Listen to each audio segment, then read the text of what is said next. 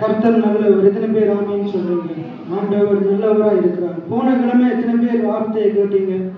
அவங்க கூடுதலாக அவர் வாயின் வார்த்தையை குறித்து அவர் பேசினார். அதை குறித்து நம்ம கடந்த காலங்களில் நாங்கள் பார்த்து வருகிறோம். ஆண்டுடைய வார்த்தை சொல்லுகிறது, மரணமும் ஜீவனும் நாவின் அதிகாரத்தில் இருக்கிறது, அதில் பிரியப்படுகிறவர்கள் அதன் கனியை புசிப்பார்கள். ஒரு கிறிஸ்தவ வாழ்க்கை என்பதே அது நாவல தான் இருக்குது. நீங்க ஆதியாகமம் தொடர்ந்து நீங்க வெளிப்படுத்தல் கடைசி வரைக்கும் நீங்க பார்த்தீங்கன்னா, ஆண்டவர் ஆதியில எல்லாவற்றையும் உண்டாக்கும் போது ஆண்டவர் தம்முடைய வார்த்தையினால் உண்டாக்குறார். அதே போலதான் நாங்க ஞாயிற்றுக்கிழமையில நான் பேசி வருகிறேன். நாங்க ஆண்டவருக்கு கொடுக்கிறது தசம பாகம், காணிக்கைகள், விதைகள். நம்முடைய வார்த்தைகளும் ஒரு விதையா இருக்குது. இன்னைக்கு நாங்க இன்னைக்கு நம்ம பார்க்க போகிறோம். இந்த பேசுறது, நாவினால பேசுறதோட இந்த நாங்க ஆண்டவருக்கு கொடுக்கறதையும் சம்பந்தப்படுத்தி நாங்க பார்க்க போகிறோம். இன்னைக்கு நிறைய பேர் வெறுமனே பேசி கொண்டிருக்கிறாங்க, விதைக்காம இருக்கிறாங்க. இன்னும் சிலர் விதைக்கிறாங்க, தன்னுடைய நாவை சரியா பயன்படுத்துறது கிடையாது. இப்ப விதைத்த உடனே அவங்களுடைய உள்ளமும் அவர்களுடைய நாவும் சரியானவைகளை பேசுறது கிடையாது, வளர்ச்சிக்குரிய காரியங்களை பேசுறது கிடையாது. நம்ம ரெண்டையும் சேர்ந்து செய்யும். ஒன்றை தனியை செய்து ஒன்றை நம்ம செய்யாம விட்டோமா இருந்தாலும் நாங்க விதைத்ததற்கு ஏற்ற பலன் இல்லாம போயிடும். இன்னைக்கு நிறைய ஜனங்கள் விதைக்கிறாங்க, ஆண்டவருக்கு கொடுக்குறாங்க. ஆனா நான் கொடுத்து என்ன ஆக போகுது, என்ன கிடைக்குது, இப்படி தவறானதை பேசி அவங்க கொடுத்ததற்கான அந்த காரியத்தை அழைத்து போடுறாங்க. அவங்க கொடுத்ததுல அவங்களே தூக்கி என்ன செஞ்சிடறாங்க, அந்த விதையை எடுத்து போடுற மாதிரி எடுத்து போட்டுடுறாங்க. பிசாசு இப்படிப்பட்ட காரியங்களை செய்ய வைக்கிறான். ஆகையினால நாங்க மிக கவனமா இருக்கணும். ஆதியாகமம் 8ஆம் அதிகாரம் 22ஆம் வசனத்துல ஆண்டவர் சொல்றார். ஆதியாகமம் 8ஆவது அதிகாரம் 22ஆவது வசனத்தை பாருங்க. பூமி உள்ள நாளளவும் விதைப்பும் அறுப்பும் அது ஒளிந்து போவதில்லை என்று ஆண்டுடைய வசனம் சொல்லுது. அதாவது பூமியில ஆண்டவர் இந்த பூமியை உண்டாக்கின நாள்ல, பூமி என்கிறது நம்ம நினைக்க கூடாது இந்த பூமி தான் நம்ம வாழுகிற இந்த உருண்டை. பூமி என்கிறது வேதம் என்ன சொல்லுது? நீங்க கத்தோலிக் பைபிள்ல திருவிழி எடுத்து பார்த்தீங்கன்னா, தொடக்கத்திலே தேவன் விண்ணுலகையும் மண்ணுலகையும் உண்டாக்கினார். விண்ணுலகையும் மண்ணுலகையும் உண்டாக்கினார். அதாவது இன்னும் தெளிவா சொல்ல போன ஆங்கில பைபிள் சொல்லுது, தேவன் பரலோகத்தையும் இந்த பூமியையும் உண்டாக்கினார், இந்த உலகத்தையும் உண்டாக்கினார். எத்தனை பேர் ஆமீன்னு சொல்றீங்க? ஆதியாகமத்துல 1ஆம் அதிகாரம் 1வது வசனத்துல சொல்லப்படுகிற அந்த வானம் என்னதுன்னா பரலோகம். அதாவது கத்தோலிக் திருவள்ளுவர் இதுல சொல்றது விண்ணுலகம். அதாவது வேதத்துல சங்கீதத்தில் ஆண்டவர் சொல்றாரு, வானங்கள் கர்த்தருடையவைகள், பரலோகம் கர்த்தருடையது, பூமியையோ அவர் மனுபுத்திரனுக்கு. எத்தனை பேர் ஆமீன்னு சொல்றீங்க? இந்த பூமி ஆண்டவர் யாருக்கு கொடுத்தாரு? நமக்கு கொடுத்தார். பூமி கர்த்தருடையதுதான், வானமும் கர்த்தருடையது, பூமியும் கர்த்தருடையது. ஆனா பூமி ஆண்டவர் யாருக்காக படைத்தார் என்ற மனுஷனுக்காக படைத்தார். அதனாலதான் வேதம் சொல்லுது, பூமியும் அதன் நிறைவும் கர்த்தருடையது. ஆனா கர்த்தர் என்ன செய்தாரு? பூமியையும் அதன் நிறைவையும் அவரை விசுவாசிக்கிற பிள்ளைகளுக்கு கொடுத்தார், அவரை நம்பி வாழ்கிற பிள்ளைகளுக்கு கொடுத்தார். எத்தனை பேர் ஆமீன்னு சொல்றீங்க? அங்க நாங்க பார்க்கிறோம் ஆதியாகமம் 8:22 அதுல சொல்லப்படுகிறது, பூமி உள்ள நாளளவு, இந்த உலகம் இருக்கிற நாள் வரைக்கும் இந்த உலகம் அக்கினிக்கு இரையா வைக்கப்பட்டிருக்கிறது என்று வேதம் சொல்லுது. இந்த உலகம் இன்னும் பாவத்துக்கு உட்பட்டு இருக்குது. இந்த உலகத்தில் இருக்கிற எல்லா மனுஷர்களும் பாவம் செய்து தேவ மகிமை அற்றவர்களா இருக்கிறாங்க, பாவத்துக்கு அடிமையா இருக்கிறாங்க. ஆனா நானும் நீங்களும் கர்த்தராலே மீட்கப்பட்ட ஜனமா இருக்கிறோம், கிருபையினாலே மீட்கப்பட்ட ஜனமா இருக்கிறோம். எத்தனை பேர் ஆமீன்னு சொல்றீங்க? இன்னைக்கு சபையில் இருக்கிற இந்த நாங்க அறிந்து கொள்ளணும், நாங்களும் உலகத்துக்கு ஏன் ஒத்த வேஷம் தரிக்க கூடாது ரோமர் 12:1-2 சொல்லுதுண்டா, நாங்க தேவனால மீட்கப்பட்டவர்களா இருக்கிறோம். எத்தனை பேர் ஆமீன்னு சொல்றீங்க? தேவனால மீட்கப்பட்டவர்களா இருக்கிறோம். ஏன் நாங்க ஆண்டவருக்கு கொடுக்கணும்டா, அவர் எங்களை மீட்டு எடுத்திருக்கிறார். எத்தனை பேர் ஆமீன்னு சொல்றீங்க? நானும் நீங்கள் கொடுக்கிறதுனால ஆண்டவர் மீட்டு எடுக்கல, நானும் நீங்களும் ஏதாயிரம் ஒன்று நாங்க அவருக்காக செய்கிறதுனால அவர் நம்மளை மீட்டு எடுக்கல. நம்ம இந்த உலகத்துல தாயின் கரவலை தோன்றும் முன்னமே அவர் நம்மளை மீட்டு எடுக்கிறதுக்கு அவர் சித்தமுள்ளவராக இருந்தார். எத்தனை பேர் ஆமீன்னு சொல்றீங்க? இன்னும் தெளிவா சொல்ல போனா, உலகம் உண்டாகிறதுக்கு முன்னுக்கே நம்மளை மீட்டெடுக்கிறதுக்காக ஆட்டுக்குட்டியானவராகிய இயேசு கிறிஸ்துவை ஆயத்தப்படுத்தி வைத்துட்டார். எத்தனை பேர் ஆமீன்னு சொல்றீங்க? ஆகையினால நாங்க இன்னைக்கு பார்க்க போகிறோம், நான் ஆண்டவருக்கு கொடுக்கிறோம், ஆனா ஏன் நம்ம கொடுத்துமே பலன் இல்லாம இருக்குது. இன்னும் நிறைய பேர் வாய் கிளியே பேசுறோம், ஆனா கொடுக்காததுனால எந்த பிரயோசனமும் இல்லை. அப்ப கொடுக்காம வாய்கிலிய பேசிய எந்த பிரயோசனமும் இல்லை, கொடுத்து வாயை சரியா பயன்படுத்த விட்டாலும் எந்த பிரயோசனமும் இல்லை. ஆகையினால நாங்க என்ன செய்யணும்?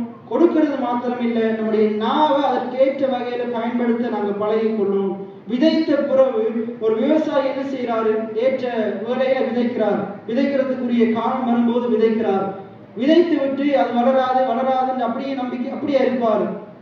மார்க்கு 4ஆம் அதிகாரத்தை திருப்பிக் கொள்ளுவோம். மார்க்கு 4ஆம் அதிகாரம், அதுல விதைக்கிறவனை குறித்து அங்கே உவமைகள் சொல்லப்படுகிறது. மார்க்கு 4ஆம் அதிகாரத்துல விதைக்கிறவனுடைய உவமை சொல்லப்படுகிறது. அதுல அந்த வசனத்தை வாசிங்க. ஒரு மனுஷன், கேளுங்கள், அதுக்கு இன்னொரு வசனம் இருக்கு பாருங்க. ஒரு மனுஷன் விதைகளை விதைக்க புறப்பட்டான். அந்த வசனம் மார்க்கு 4ஆம் அதிகாரத்துல இருக்குது. மார்க்கு 4ஆம் அதிகாரம் 26வது வசனம். பின்னும் அவர் அவர்களை நோக்கி, தேவனுடைய ராஜ்யமானது ஒரு மனுஷன் நிலத்தில் விதையை விதைத்து, நாங்க ஆதியாகமம் 8:22 பார்த்தோம். பூமி உள்ள நாளளவும் விதைப்பும் அறுப்பும் ஒளிந்து போவதில்லை. என்ன சொல்லுங்க? விதைப்பும் அறுப்பும் ஒளிந்து போவதில்லை. இந்த பூமியில மனுஷன் எதை விதைக்கிறானோ அந்த பூமி அதற்குரிய பலனை அவனுக்கு கொடுக்கும். எத்தனை பேர் ஆமைன்னு சொல்றீங்க? இந்த பூமியில மனுஷன் எதை விதைக்கிறானோ, அதாவது இது வெறும் நிலத்தை குறிச்சு மாத்திரம் சொல்லல. இந்த வெறும் நாம் நிலத்துல விதைக்கிற விதைகளை குறிச்சு மாத்திரம் சொல்லல. உங்களுடைய வாழ்க்கையிலையும் நீங்க நல்லதை பேசி பாருங்க, உங்களுடைய வாழ்க்கையில நல்லது விளையும். எத்தனை பேர் ஆமைன்னு சொல்றீங்க? நீதிமொழிகள்ல 10:12ஆம் அதிகாரத்துல சொல்லுது என்ன? உதார குணமுள்ள ஆத்துமா செழிக்கும், எவன் தண்ணீர் பாய்ச்சுகிறானோ அவனுக்கு தண்ணீர் பாய்ச்சப்படும். ஏன்னா மனுஷன் எதை விதைக்கிறானோ, எதை அவன் கொடுக்கிறானோ. நான் கடந்த நாள்ல ஒரு பேப்பர் ஒன்று, பழைய காலத்து பேப்பர் ஒன்று வாசிச்சுட்டு இருக்கும் போது, சிங்கப்பூர் தேசம் ஆரம்பத்துல இலங்கை தேசத்தை விட ஒரு மோசமான தேசமா இருந்தது. அப்ப இலங்கை தேசம் வளம் பெற்ற ஒரு தேசமா இருந்துச்சு. அப்ப சிங்கப்பூர்ல இருக்கிற அரசியல்வாதிகள் அவர்களுடைய பாராளுமன்றத்துக்குள்ள அங்க இருக்கிற ஜனங்கள் எல்லாருமே அவங்களுடைய அரசியல்வாதிகள் பேசுகிறத பார்த்து அவங்க என்ன சொன்னாங்க தெரியுமா? எங்களுடைய தேசத்தை நாங்க இலங்கை தேசத்தை போல செழிப்பான தேசமா மாற்றுவோம். அப்ப இலங்கை தேசத்தை பார்த்து அவங்க என்ன சொல்லியிருக்கிறாங்க? அங்க ஒன்றுமே இல்லாத போது, ஒரு கட்டிடமே இல்லாத போது, அவங்க தண்ணி இல்லாம இருக்கும் போது, அப்ப அவங்க அப்படி பேசியிருக்கிறாங்க, எங்களோட தேசத்தை நாங்க இலங்கை தேசத்தை போல வளமிக்க தேசமா மாற்றுவோம், வளமிக்க தேசமா மாற்றுவோம். இதுதான் அங்க இருக்கிற அரசியல்வாதிகளுடைய பேச்சா இருந்தது. அங்க இருக்கிற ஜனங்களும் தங்களுடைய அரசியல்வாதிகள் இப்படிதான் பேசுறாங்க, இலங்கை தேசத்தை போல இந்த தேசத்தை மாற்ற போறாங்கன்னு சொல்லி இவங்களும் அதையே தங்களுடைய பேச வலிக்கிட அந்த தேசம் இன்றைக்கு இலங்கை தேசத்தை விட உயர்ந்த தேசமா போயிருச்சு. இன்னைக்கு இலங்கைக்காரங்க அந்த தேசத்தை பார்த்து சொல்றாங்க, எங்களோட தேசத்தை நாங்க சிங்கப்பூரம் போல மாற்றுவோம். இன்னைக்கு அப்படிப்பட்ட இதாக இருக்குது. ஆகையினால மனுஷன் வாயினால பேசுகிற வார்த்தைகளுக்கு மிகப்பெரிய ஆற்றல் இருக்குது. எத்தனை பேர் ஆமைன்னு சொல்றீங்க? உங்களுடைய வார்த்தைகளினால உருவாக்கவும் முடியும், அதே உடைய வார்த்தைகளினால உடைய வாழ்க்கையை கொளுத்தி போடவும் முடியும். அதான் யாக்கோபு 3ஆம் அதிகாரம் சொல்லுது. இன்னைக்கு நாங்க பார்க்க போகிறோம், நம்முடைய பொருளாதாரத்துல நம்முடைய பேச்சு எப்படிப்பட்ட தாக்கத்தை செலுத்துது. உங்களுடைய பொருளாதாரத்தை குறிச்சு, உங்களுடைய வேலையை குறிச்சு, உங்களுடைய வருமானத்தை குறிச்சு நீங்க நல்ல காரியங்களை பேசி பாருங்க. ஆண்டுடைய வார்த்தை சொல்லுகிறத பேசி பாருங்க. ஆண்டுடைய வார்த்தை உங்களுடைய பொருளாதாரத்தை ஆசீர்வதிக்கும். எத்தனை பேர் ஆமைன்னு சொல்றீங்க? பொருளாதாரத்தை குறிச்சும், உங்களுடைய தொழிலை குறிச்சும், நீங்க செய்கிற வேலையை வேலையின் பிரயாசத்தை குறிச்சும் உங்களுக்கு வருகிற வருமானத்தை குறித்து பணத்தை குறித்து வேதத்துல நிறைய இடங்கள் பேசுது. வேதம் நிறைய காரியங்களை பேசுது. வேதம் பணத்தையும் பொருளாதாரத்தையும் ஐஸ்வர்யத்தையும் தவறு என்று சொல்லல. வேதம் அது என்ன சொல்லுது? அதன் மேல நீ ஆசையை வைக்காது. பண ஆசை எல்லா தீமைக்கும் வேறா இருக்குது. ஐஸ்வர்ய மயக்கம் இருக்கிறவன், ஐஸ்வர்யத்தின் மேல நம்பிக்கை உள்ளவன் தேவனுடைய ராஜ்யத்துக்குள்ள பரலோகத்துக்குள்ள என்ன செய்ய முடியாது, போக முடியாது. ஆனா தேவன் மேல நம்பிக்கை வைக்கிறவன் செழிப்பான வேதம் சொல்லுது. எத்தனை பேர் ஆமேன்னு சொல்றீங்க? அப்ப நீங்க என்ன சொல்லணும்? நீங்க என்னத்தை பேசணும்? நீங்க ஒன்று அறிந்து கொள்ளணும், என்னுடைய நம்பிக்கை அது தேவன் மேல் இருக்குது. சங்கீதம் 15 அதைத்தான் சொல்லுது. உனக்கு நிறைய ஐஸ்வர்யம் இருந்துச்சுன்னா எல்லாத்தையும் வித்து தரித்திரத்துக்கு கொடுன்னு சொல்லல. அது யாருக்கு ஆண்டவர் சொல்றார்? ஐஸ்வர்யத்தின் மேல நம்பிக்கை உள்ள வாலிபனுக்கு தான் அதை சொல்றார். ஆனா ஐஸ்வர்யத்தின் மேல நம்பிக்கை உள்ளவன் யாருக்கும் ஒரு சதமும் கொடுக்க மாட்டான், ஆண்டவருக்கும் கொடுக்க மாட்டான், ஏழைகளுக்கும் கொடுக்க மாட்டான். ஆனா கடவுள் மேல நம்பிக்கை உள்ளவன், கடவுளிடத்திலிருந்து தான் இந்த ஆசீர்வாதம் ஆசீர்வாதங்கள் ஐஸ்வர்யங்கள் எனக்கு வருது என்ற அந்த ரகசியம் புரிந்தவன் அவன் தாராளமா கொடுக்கிறவனா இருப்பான், ஏராளமா கொடுக்கிறவனா இருப்பான். எத்தனை பேர் ஆமேன்னு சொல்றீங்க? ரைட். அப்ப இன்னைக்கு உங்களுடைய வாழ்க்கையில நிறைய பேர் இன்னும் தரித்திரத்தில் இருக்கிறதுக்கு காரணம் முதலாவது மனநிலை, இரண்டாவது அவங்களுடைய பேச்சு. இருதயத்தின் நிறைவினால் வாய் பேசும். இருதயத்துல சிந்தனைகள் எல்லாம் நல்ல எண்ணமா இருக்குமா இருந்தா வாயில எல்லாம் என்ன வரும்?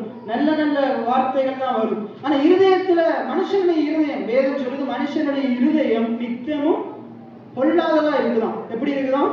பொல்லாததா இருக்குதான், கேடு உள்ளதா இருக்குதான். மனுஷனுடைய இருதயம் திருக்குள்ளதும் கேடு உள்ளதுமா இருக்குது. அதனாலதான் பேசுகிற காரியம் எல்லாம் இருதயத்தில் இருக்கிறதானே வரும். பேசுறதெல்லாம் திருக்குள்ளதும் கேடு உள்ளதுமா இருக்குது. இன்னைக்கு உங்களுடைய பொருளாதாரத்துல நீங்க முன்னுக்கு வரணும்டா, மேல வரணும்டா, உங்களுடைய கையின் பிரயாசங்கள்ல என்ன ஒரு வற்றி போன நிலைமை இருக்காம அது எப்பயும் வற்றாத நீரூற்ற போல இருக்கணுமா இருந்தா நம்ம பேசுகிற பேச்சை மாத்தோம். எத்தனை பேர் ஆமேன்னு சொல்றீங்க? குறைவின் மத்தியில இருந்தால் என்ன அந்த ஏழை விதவையை பார்க்கிறோம், சாரிபாத் விதவையை பார்க்கிறோம். அவள் குறைவோடு இருக்கிறார். ஆனா தேவனுடைய ஊழியக்காரர் அந்த இடத்துல போயிட்டு வார்த்தைகளை சொல்லும் போது அந்த வார்த்தைக்கு கீழ்படுகிறார். அதே போல இயேசு பேதுருவுக்கு சொல்லும் போது பேதுரு வெறும் படகோடு இருக்கிறார், வார்த்தைக்கு கீழ்படுகிறார். நீங்களும் இந்த வார்த்தைகளுக்கு கீழ்படுவீங்கன்றா பேதுருவினுடைய வெறுமையான படகை நிரப்பின ஆண்டவர் உங்களுடைய வருமானத்தை அதிகரிக்க வர்த்திக்க பண்ண அவர் வல்லமையுள்ளவராக இருக்கிறார். எத்தனை பேர் ஆமேன்னு சொல்றீங்க? ஏசாயால சொல்லப்படுது, நீங்கள் மனம் பொருந்தி செவி கொடுத்தால் தேசத்தின் நன்மையை புசிப்பீர்கள். எத்தனை பேர் ஆமேன்னு சொல்றீங்க? கடந்த வாரம் வந்த இந்த பாஸ்டருடைய சர்ச்சுக்கு நான் ஒரு 2 வருஷத்துக்கு முன்னுக்கு போயிருந்தேன். யாழ்ப்பாணத்துல சண்டிலிப்பாயங்கிற இடத்துல இருக்கு. அப்ப இந்தியாவில இருந்து திருநெல்வேலியில இருந்து ஒரு ஊழியக்காரர், எனக்கு தெரிஞ்ச ஒரு ஊழியக்காரர் வந்திருந்தாரு. அப்ப அவருடைய கூட்டத்துக்கு போறதுக்காக நான் போயிருந்தேன். போயிருக்கும் போது அந்த இடத்துல அன்றைக்கு காலம்புற தொடக்கம் பின்னேற வரைக்கும் கூட்டம் நடந்தது. காலம்புற 9 மணிக்கு தொடங்கிச்சு, 5 மணிக்கு தான் முடிந்தது. அப்ப அந்த கூட்டத்துல அவங்க பேசி கொண்டிருக்கிறாங்க. அந்த சபை நிறைய ஜனங்கள் வந்திருந்தாங்க. இலங்கையில பல்வேறுபட்ட இடங்கள்ல இருந்து அந்த வார்த்தையை கேட்கறதுக்கு வந்திருந்தாங்க. அதுல மட்டக்களப்புல இருந்து நேற்று உங்களுக்கு சொல்லியிருக்கேன், அவர் நான் ஹட்டனுக்கு அந்த கூட்டத்துக்கு போகும்போது வந்திருந்தாரு. மட்டக்களப்புல இருந்து ஒரு பாஸ்டரும் அவரோட சில நபரும் வந்திருந்தாங்க. அதுல ஒரு சரியான தடிப்பம் உள்ளவரால் வந்திருந்தார். அவருக்கு 2 காலம் செயல்படாது. ஆனா இந்த போதவருடைய இந்த போதனைகளை கேட்கறதுக்காக அந்த கருத்தரங்களை பங்கு பெறணும் என்று சொல்லிட்டு அவர் மட்டும் வந்தது இல்லாம அவரோடு கூட நிறைய பேரை என்ன செய்தார், அவரே இலவசமா என்ன செய்தார், அவரே என்ன செய்தார், காசு கொடுத்து ஒரு வேனை ஹயர் பண்ணி அவங்க எல்லாம் அந்த கூட்டத்துல வரணும், பங்கு பெற்றணும், வார்த்தைகளை கேட்கணும் என்று அவங்களை எல்லாம் என்ன செய்திருக்கிறார். கிட்டத்தட்ட 7 பேரை கூட்டிட்டு அந்த யாழ்ப்பாணத்துக்கு கொண்டு வந்தார். இப்ப கடந்த காலத்துல அவரோடு வந்த அந்த 7 பேர்ல 4 பேர் இந்தியாவில் இருக்கிற ஒரு எனக்கு தெரிஞ்ச ஒரு பைபிள் காலேஜ்ல இன்னைக்கு படிக்க போயிருக்கிறாங்க. அவங்க அதுல 4 பேர், அந்த 4 பேரும் இந்து மதத்தை சேர்ந்தவர்கள். அந்த 4 பேரும் இந்து மதத்தை சேர்ந்தவர்கள். அவங்க அந்த இடத்துல எது அவங்கள மாத்திச்சு, எது மனம் திரும்ப வச்சதுண்டா, அவங்க மிகுந்த வறுமையோடு அந்த இடத்துல சாட்சி சொல்லி கொண்டிருந்தாங்க. மிகுந்த வறுமையோடு வந்தாங்க. என்னுடைய பொருளாதார பிரச்சனைக்கு ஒரு தீர்வு இல்லையா, என்ன அப்ப தீர்வு இல்லையான்னு சொல்லிட்டு அவங்க கலக்கத்தோடு இருக்கும் போது நீ வான்னு சொல்லி அந்த நபர் என்ன செய்தார், அவரே இயலாதவரால் அவர் வார்த்தைகளை கேட்க அந்த இடத்துல அழைத்து வரும்போது இந்த பொருளாதாரத்தை குறித்து சத்தியங்களை கேட்ட உடனே அவங்க போயிட்டு தொழில் செய்திருக்கிறாங்க. ஆண்டவர் அவங்களை ஆசீர்வதிச்சிருக்கிறாரு. அப்ப இந்த வசனம் பேதுரு அந்த லூக்கா 5ஆம் அதிகாரத்துல பேதுரு படகை விட்டுட்டு போன ஆண்டவருக்காண்டி தன்னுடைய எல்லாத்தையும் தூக்கி எறிஞ்சிட்டு போன அந்த சம்பவத்தின் மூலமாக அவங்களுடைய வாழ்க்கையில ஆசீர்வாதம் வந்தவுடனே அவங்க ஆசீர்வாதத்துக்கு பின்னுக்கு போகாம நான் இப்படிப்பட்ட தேவனுக்கு நாங்களும் ஊழியம் செய்யணும்னு சொல்லி எல்லாத்தையும் தூக்கி போட்டுட்டு அவங்க இப்போ 1 வருஷமா போயிட்டு இந்தியாவில பைபிள் காலேஜ்ல படிச்சு கொண்டிருக்கிறாங்க. எத்தனை பேர் ஆமேன்னு சொல்றீங்க? அப்படின்னால ஆண்டுடைய வார்த்தை உங்களுடைய சூழ்நிலைகளை மாற்றும். அவங்க அந்த இடத்துல ஆண்டுடைய வார்த்தையை கேட்டாங்க, விசுவாசிச்சாங்க, அதன்படி அவங்களுடைய தொழிலை செய்தாங்க. கர்த்தர் அவங்களுடைய தொழிலை வர்த்திக்க பண்ணினார். எத்தனை பேர் ஆமேன்னு சொல்றீங்க? நீங்களும் இந்த இடத்துல வெறுமனை கேட்டுட்டு போகாம அதன்படி உங்களுடைய வாழ்க்கையில நீங்க பேசி பாருங்க, சிந்தித்து பாருங்க, நல்ல எண்ணங்களை உங்களுடைய இருதயத்துக்குள்ள மனதில் விதைத்து பாருங்க. கர்த்தர் உங்களுக்காக பல பிரம்மாண்டமான நீங்க பிரமிக்கத்தக்க காரியங்களை ஆண்டவர் செய்ய வல்லமையுள்ளவரா இருக்கிறார். எத்தனை பேர் ஆமேன்னு சொல்றீங்களே?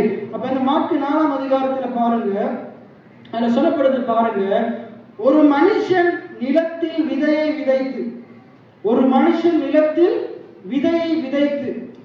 அப்ப இன்னைக்கு நீங்க உங்க ஒவ்வொருத்தரையும் நீங்க அந்த இடத்துல வைங்க. அந்த ஒரு மனுஷன் அந்த இடத்துல நீங்க உங்களை வைங்க. நான் நிலத்தில் விதையை விதைத்து, வேதம் முழுக்க இந்த விதையை குறித்து சொல்லும் போது நமக்கு ஆரம்பத்துல ஊழியக்காரங்க கேட்டு தந்திருக்கிறாங்க. நிலம் என்னது? ஒவ்வொரு மனுஷனுடைய இருதயம். இருதயம் தான் நிலம். இருதயம் தான் நிலம். விதை என்னது? ஆண்டவருடைய வார்த்தை. எல்லாம் சொல்லுங்க, வார்த்தை. தேவனுடைய வார்த்தை தான் என்னது? விதை. அப்ப ஒரு மனுஷன், அந்த ஒரு மனுஷன் தான் யாரு? என்ன சொல்லுங்க, நான் தான் யாரு? அந்த ஒரு மனுஷன். விதை என்னது? ஆண்டவருடைய வார்த்தை. நிலம் என்னது? என்னுடைய இருதயம். நிலம் என்னது? என்னுடைய இருதயம். இன்னைக்கு நம்ம நிறைய பேர் நேரத்துல நாங்க மற்றவங்களுடைய இருதயத்தை மாத்துறதுக்கு முயற்சி செய்யறோம். ஆனா நம்முடைய நிலத்தை நாங்க எப்படி வச்சிருக்கிறோம்? நம்முடைய இருதயமாகிய நிலத்தை நாங்க எப்படி வச்சிருக்கிறோம்? இன்னைக்கு நம்முடைய உங்களுடைய ஊர் இருக்குமா இருந்தா அதுல நீங்க பலவிதமான என்ன செய்றீங்க? கன்றுகளை விதைகளை விதைக்கிறீங்க. நீங்க அந்த நிலத்தை பண்படுத்துறீங்க. உங்களுடைய இருதயமாகிய நிலத்தை நீங்க பண்படுத்துறீங்களா? இல்லாட்டி தேவன் சரி உங்களால பண்படுத்த முடியல. ஆண்டவர் மனுஷனுக்கு கொடுத்த வேலையே என்னது? நிலத்தை பண்படுத்தவும் பராமரிக்கவும். நம்ம என்ன செய்யறோம்? மற்றவர்களை சரிப்படுத்த பார்க்கிறோம். உங்க இருதயம் என்ன புல, உங்க இருதயம் புலையா இருக்குது, மற்றவங்களுடைய எண்ணங்கள் இது புல அது புலன்னு சொல்ல பார்க்கிறோம். இன்னைக்கு நாங்க நம்முடைய இருதயத்தை சரிப்படுத்துறோமா? நாங்க எப்பயுமே எப்படி இருக்கிறோம்? மார்க்கு 5ஆம் அதிகாரம் சொல்லுது, மற்றவர்களை குற்றவாளி என்று தீர்க்கிறதுக்கு நாங்க என்ன செய்து கொண்டிருக்கிறோம்? முயற்சி செய்து கொண்டிருக்கிறோம். பைபிள் சொல்லுது, நீ மற்றவங்களை குற்றவாளியா நீ தீர்க்கிறபடினால் நீயே அதை செய்து கொண்டிருக்கிற. மத்தேயு 5ல சொல்லப்படுகிறது. ஆகினால நாங்க என்ன செய்யணும்? நாங்க ஒன்று அறிந்து கொள்ளணும். ஒன்று, நாங்க மற்றவங்களை சரிப்படுத்துறதுக்கு போறதுக்கு முன்னுக்கு நாங்க நம்முடைய இருதயத்தை மத்தேயு 7ஆம் அதிகாரத்தை பாருங்க. 7ஆம் அதிகாரம் 1வது 2வது வசனத்தை வாசிங்க. நீங்கள் குற்றவாளிகள் என்று தீர்க்கப்படாதபடிக்கு மற்றவர்களை குற்றவாளிகள் என்று தீர்க்காதிருங்கள். ஏனெனில் நீங்கள் மற்றவர்களை தீர்க்கிற தீர்ப்பின்படியே நீங்களும் தீர்க்கப்படுவீர்கள். நீங்கள் மற்றவர்களுக்கு அளக்கிற அளவின்படியே உங்களுக்கு அளக்கப்படும். அடுத்த வசனத்தை வாசிங்க. நீ உன் கண்ணில் இருக்கிற உத்திரத்தை உணராமல் உன் சகோதரன் கண்ணில் இருக்கிற துரும்பை பார்க்கிறது என்ன? இதோ உன் கண்ணில் உத்திரம் இருக்கையில் உன் சகோதரனை நோக்கி, நான் உன் கண்ணில் இருக்கிற துரும்பை எடுத்து போட்டுமா என்று சொல்வது எப்படி? மாயக்காரனே, முன்பு உன் கண்ணில் இருக்கிற உத்திரத்தை எடுத்து போடு. அதே போல நாங்க மற்றவங்களுடைய கண்ணை நோன்றதுக்கு முன்னுக்கு, மற்றவங்க இடத்துல இருக்கிற குறைகளை நோன்றதுக்கு முன்னுக்கு, மற்றவருடைய இருதயமாகிய நிலத்துல என்ன விளையுது, அவன் எப்படி இருக்கிறான், அவன் ஆசீர்வாதமா எப்படி இருக்கிறான், அதை பார்த்து குறை சொல்றதுக்கு முன்னுக்கு நாங்க நம்முடைய வாழ்க்கையில இருக்கிற குறைகளை நாங்க என்ன செய்யணும்? நாங்க சோதித்து பார்க்கணும். நமக்கு மற்றாக்கள் நம்மளை குறை சொல்றது பிடிக்காது. மற்றாக்கள் நம்மளை குறை சொல்றது பிடிக்காது. ஆனா நம்மள்ட்ட இருக்கிற குறைகளை சோதித்து பார்த்து நாளுக்கு நாள் அதை சரிப்படுத்துறதுக்கு முயற்சி எடுக்கும். அதே போல இந்த வசனத்தின் அடிப்படையில இந்த சொல்லப்படுகிற மார்க்கு 4ல சொல்லப்படுகிற ஒரு மனுஷன் நாங்க தான். நீங்க ஒவ்வொருத்தரும் தான் அந்த ஒரு மனுஷன். நீங்க உங்களை எண்ணிக்கொள்ளுங்க. இப்ப வார்த்தை தான் என்னது? இந்த வசனம் தான் என்னது? இந்த வசனம் தான் என்னது? விதை. என்ன சொல்லுங்க? விதை. இன்றைக்கு நம்முடைய இருதயமாகிய நிலத்துக்குள்ள, நிலம் என்னது? நம்முடைய இருதயம். நம்முடைய இருதயமாகிய நிலத்துக்குள்ள நாங்க என்ன செய்யறோம்? பக்கத்து வீட்டுக்காரன் விதைக்கிற விதைகள் எல்லாம் எடுத்து போடுறோம். பக்கத்து வீட்டுக்காரன் விதைக்கிற விதைகள் எல்லாம் எடுத்து போடுறோம். ஸ்கூல்ல டீச்சர் படிப்பிக்கிற அந்த வார்த்தைகளாகிய விதைகள் எடுத்து போடுறோம். நம்ம சந்தியில இருக்கும்போது, பின்னர் 6 மணி 7 மணி ஆன சந்தியில இருக்கும்போது அங்க அக்கம் பக்கத்துல கூடி கதைக்கிறவங்க கதைக்கிற வார்த்தைகளாகிய விதைகள் எல்லாம் எடுத்து போடுறோம். அதுல எத்தனை மணித்தியாலும் குந்தி இருப்போம். அந்த சந்தியில இருந்து மக்கள் கதைக்கும் போது அவர் கணக்கா மணித்தியால கணக்கா குந்தி இருப்போம். ஆனா ஆண்டுடைய சமூகத்துல ஒரு மணித்தியான வார்த்தையை கேட்கிறோம்னா நிறைய பேருக்கு பொறுக்க முடியாது. கொஞ்சம் டைம் ஆனாலும் பொறுக்க முடியாது. அப்ப மற்ற விதைகள்லாம், மற்ற வார்த்தைகளாகிய விதைகள், மற்ற மனிதர்கள் பேசுகிற விதைகள் எல்லாம் காதுக்குள்ள போறதுக்கு நமக்கு கஷ்டமாவே இருக்காது. அதுல ஏதாச்சும் பிரயோசனமா கதைக்கிறாங்களா இருந்தா 10 குடும்பத்தை அழிக்கிறதுக்குரிய கதைகளை காய்ச்சி கொண்டிருப்பாங்க. அதை நம்ம ஆசையா இருந்து கதைக்கிறது மட்டும் இல்லாம நம்ம என்ன செய்வோம்? அதுக்கெல்லாம் ஆமே நல்லடியா போடுவோம். இப்ப நம்ம ஆமே நல்லடியா சொல்றது இல்ல, ஓ சிஸ்டர் நீங்க சொல்றபடிதான் அப்படின்னு சொல்லி கொண்டிருப்போம். ஆனா இங்க ஆமே நல்லடியா சொல்லணும்னா சத்தமே என்ன செய்யாது? வராது. ஏன்னா அந்த நேரத்துல நாங்க என்ன செய்வோம், மற்றவர்களை நியாயம் தீர்த்து கொண்டிருப்போம். அப்படிப்பட்ட நேரத்துல ஆண்டுடைய திருச்சபை என்பது மற்றவர்களை நியாயம் தீர்க்கிற இடம் அல்ல. நம் ஒவ்வொருவரையும் நாமே சரிப்படுத்திக் கொள்றதுக்கு தேவன் கொடுக்கிற சந்தர்ப்பமா இருக்கு. எத்தனை பேர் ஆமேன்னு சொல்றீங்க? சத்தமா ஒரு ஆமேன்னு சொல்லுவோமா? இந்த இடத்துல நாங்க ஆண்டுடைய வார்த்தை மூலமாக நான் என்னைய சரிப்படுத்துறேன், நீங்க ஒவ்வொருத்தரையும் நீங்க சரிப்படுத்துறீங்க. எத்தனை பேர் ஆமேன்னு சொல்றீங்க? இந்த வார்த்தையில் இருக்கிற நல்ல எண்ணத்தை நான் எடுத்துக்கொள்றேன். இப்ப நீங்க என்ன செய்யறீங்க? நீங்க எடுத்துக்கொள்றீங்க. நான் உங்களிடத்துல திணிக்க முடியாது, நான் என்ன செய்ய முடியாது, திணிக்க இந்த வார்த்தையை நான் திணிக்க முடியாது. ஆண்டவர் என்ன சொல்றாரு? உபாகமம் 30 சொல்றாரு, நான் உனக்கு ஜீவனையும் நன்மையையும் ஆசீர்வாதத்தையும் வைக்கிறேன். ஆசீர்வாதத்தையும் சாபத்தையும் நன்மையையும் தீமையையும் நான் வைக்கிறேன்னு சொல்றாரு. நீ அதை எடுத்துக்கொள்ளுன்னு ஆண்டவர் சொல்றாரு. உபாகமம் 30 வாசிச்சு பாருங்க. நீதான் எடுத்துக்கொள்ளணும், நீதான் எடுத்துக்கொள்ளணும். ஆதாம் ஏவாளுக்கு முன்னுக்கு ஆண்டவர் நன்மை தீமை அறியத்தக்க விருட்சத்தின் கனியையும் வச்சாரு, மற்ற கனிகளையும் வச்சாரு. அவன் தான் என்ன செய்யறான்? ஆண்டவர் விளக்கின கனி அவன் தான் தொட்டான். அதே போலதான் ஆண்டவர் உங்களுக்கு சந்தர்ப்பத்தை தர்றார். இந்த வார்த்தையை செவி கொடுத்து அதன்படி நடக்கிறது நடக்காததும் உங்களிடத்துலதான் இருக்குது. ரைட். இப்ப இந்த இடத்துல இருக்கிற ஒரு மனுஷன் தான் யாரு? நம்ம ஒவ்வொருத்தரும் தான். இப்ப நாங்க என்ன செய்யணும்? நம்முடைய இருதயத்தை பார்க்கணும். முதலாவது நம்முடைய வீட்டுல நம்முடைய நிலத்துல என்ன நம்ம விதைக்கிற விதைகள் வளருதான்னு பார்க்கணும். நம்ம விதைச்ச விதைகள் நமக்கு பலனை கொடுக்குதான்னு பார்க்கணும். அதுக்கப்புறம் தான் நம்ம மற்றாக்கிட்ட போகணும். மற்றாக்கிட்ட நம்ம போக வேண்டிய அவசியமே இல்லை. நமக்கு சரியான டைமை நம்முடைய இருதயத்தை சரிப்படுத்துறதுக்கு நம்ம நேரத்தை கொடுத்தாலே நமக்கு மற்றவர்களை குறைவதற்கு நேரம் இல்லாம போயிடும். நம்ம என்ன செய்யறது இல்லை, நம்முடைய இருதயத்தின் நினைவுகளை நம்முடைய இருதயத்தை சரிப்படுத்துறதுக்கு வளப்படுத்துறதுக்கு நம்ம என்ன செய்யறது இல்லை, நேரத்தை கொடுக்கறதே கிடையாது. அதனால ஆண்டவர் சொல்றாரு, என்னுடைய வார்த்தையில தியானமா இருக்கிற மனுஷன் பாக்கியவான். இரவும் பகலும் என்னுடைய வார்த்தையில் தியானமா இருக்கிற மனுஷன் பாக்கியவான். ஆண்டவர் அப்படி சொல்றாருன்னா, இன்னைக்கு நாங்க நம்முடைய இருதயத்தை சரி செய்கிறதற்கு ஆண்டுடைய வார்த்தை மட்டும்தான் போதுமானது. சினிமாவோ என்ன சிரிப்பொலி ஆதித்யா டிவியில போற அந்த நபர்களுடைய அந்த நடிகர்களுடைய ஜோக்கோ அது தற்காலிகமாக உங்களுக்கு புன்னகையை உண்டு பண்ணலாம், என்ன உங்களுடைய இருதயத்தில் ஒரு சமாதானத்தை உண்டு பண்ணலாம். ஆனா அது உங்களுக்கு நிரந்தர தீர்வு இல்லை. அதை ஆஃப் பண்ணிட்டு நீங்க வெளியே போகும்போதே எனக்கு பிரச்சனை வந்துடும். இப்ப நீங்க என்ன செய்வீங்க? அதுல அவன் பேசின தவறான வார்த்தையை எடுத்து பேசுவீங்க. நான் ஜோக்குக்கு தான் சொன்னேன்னு சொல்லுவீங்க. ஆனா அது மற்ற மனுஷனுடைய வார்த்தையை எப்படி புண்படுத்தும்? ஆனா அப்படிப்பட்ட நேரத்துல நீங்க ஆண்டுடைய வார்த்தையை பேசி பாருங்க, அது அவனுடைய காயத்தை என்ன செய்யும்? அது மாற்றி அமைக்கக்கூடியதா இருக்குது. எத்தனை பேர் ஆமேன்னு சொல்றீங்க? உங்களுடைய இருதயத்தை ஆண்டுடைய வார்த்தையினால நீங்க நிறைக்கணும். அப்பதான் வாயில பேச்சு அப்படி மாறும். ரைட். அப்ப ஒரு மனுஷன் விதையை விதைத்து, அப்ப வசனத்தை நமக்குள்ள இருதயத்துக்குள்ள விதைக்கிறது என்னவா? விதைக்கலாம். அதே போலதான் ஆண்டவருக்கென்று கொடுக்கிறதும் ஒரு விதையா இருக்கு. எத்தனை பேர் ஆமேன்னு சொல்றீங்க? நீங்க ஆண்டவருக்கு செலுத்துகிற ஒவ்வொரு தசம பாகமும் என்னது? அது விதை. அது மறுபடியும் ஆண்டு உங்களுக்கு தருவார். விதையை விதைச்சா அது அப்படியே இல்லாம போயிடுமா? விதைச்சா என்ன செய்யும்? அது பலனா வரும். எத்தனை பேர் விசுவாசிக்கிறீங்க? நீங்க விதைக்கிற விதையெல்லாம் பலனா உங்களுக்கு வரும். எத்தனை பேர் ஆமேன்னு சொல்றீங்க? உண்மையாக நீங்க அது விதையா பார்த்து விதைப்பீங்களா இருந்தா நிச்சயமா பலன் வரும். எத்தனை பேர் ஆமேன்னு சொல்றீங்க? பழைய காலத்துல அந்த படங்கள்ல சொல்லுவாங்க, அந்த பிள்ளை கோயில் உண்டியலுக்குள்ள தவறி விழுந்துருச்சு, நீ திருப்பி அப்படி நீங்க பார்க்க கூடாது. நிறைய பேர் கோயில் உண்டியல் அப்படித்தான் பார்க்கறாங்க. அப்படி பார்க்க கூடாது. இது என்னது? இந்த உலகத்தில் இருக்கிற சிறந்த நிலத்தை விட தேவன் உங்களுடைய பொருளாதார ஆசீர்வாதத்துக்காக நியமித்த ஒரு சிறந்த நிலமா இருக்குது. உங்களுடைய திருச்சபை அதுல நம்ம திருச்சபைக்கு விதைக்கும் போது, ஊழியக்காரனுக்கு விதைக்கும் போது, நான் போன கிழமை பேசினேன், கடைசியா நான் பேசும்போது பேசினேன், எப்படிப்பட்ட ஊழியக்காரனுக்கு நம்ம தசமபாகம் காணிக்கைகளை கொடுக்கணும். எத்தனை பேருக்கு ஞாபகம் இருக்குது? எப்படிப்பட்ட ஊழியக்காரனை கொடுக்கணும்? ஒரு வீட்டுல ஒரு தண்ணி போத்தல் எடுத்து எண்ணெய் போத்தல் எடுத்து ஆசீர்வாதிச்சு அதை தந்துட்டு போறாளுக்கு கொடுக்கணும். பைபிள் யாருக்கு சொல்லுது? திருவசனத்தை உங்களுக்கு உபதேசிக்கிறவனுக்கு நீங்க கொடுக்கணும். எத்தனை பேர் ஆமேன்னு சொல்றீங்க? வார்த்தைகளை உங்களுக்கு கற்றுத்தர்றவனுக்கு தான் என்னத்தை கொடுக்கணும்? உடைய தசமபாகம் காணிக்கைகளை கொடுக்கணும்னு நாங்க 3 இடத்துல பார்த்தோம். தீமோத்தேயுல பார்த்தோம், இன்னும் 3 இடங்கள்ல நாங்க என்ன செய்தோம்? அந்த வார்த்தைகளை லூக்கால பார்த்தோம்.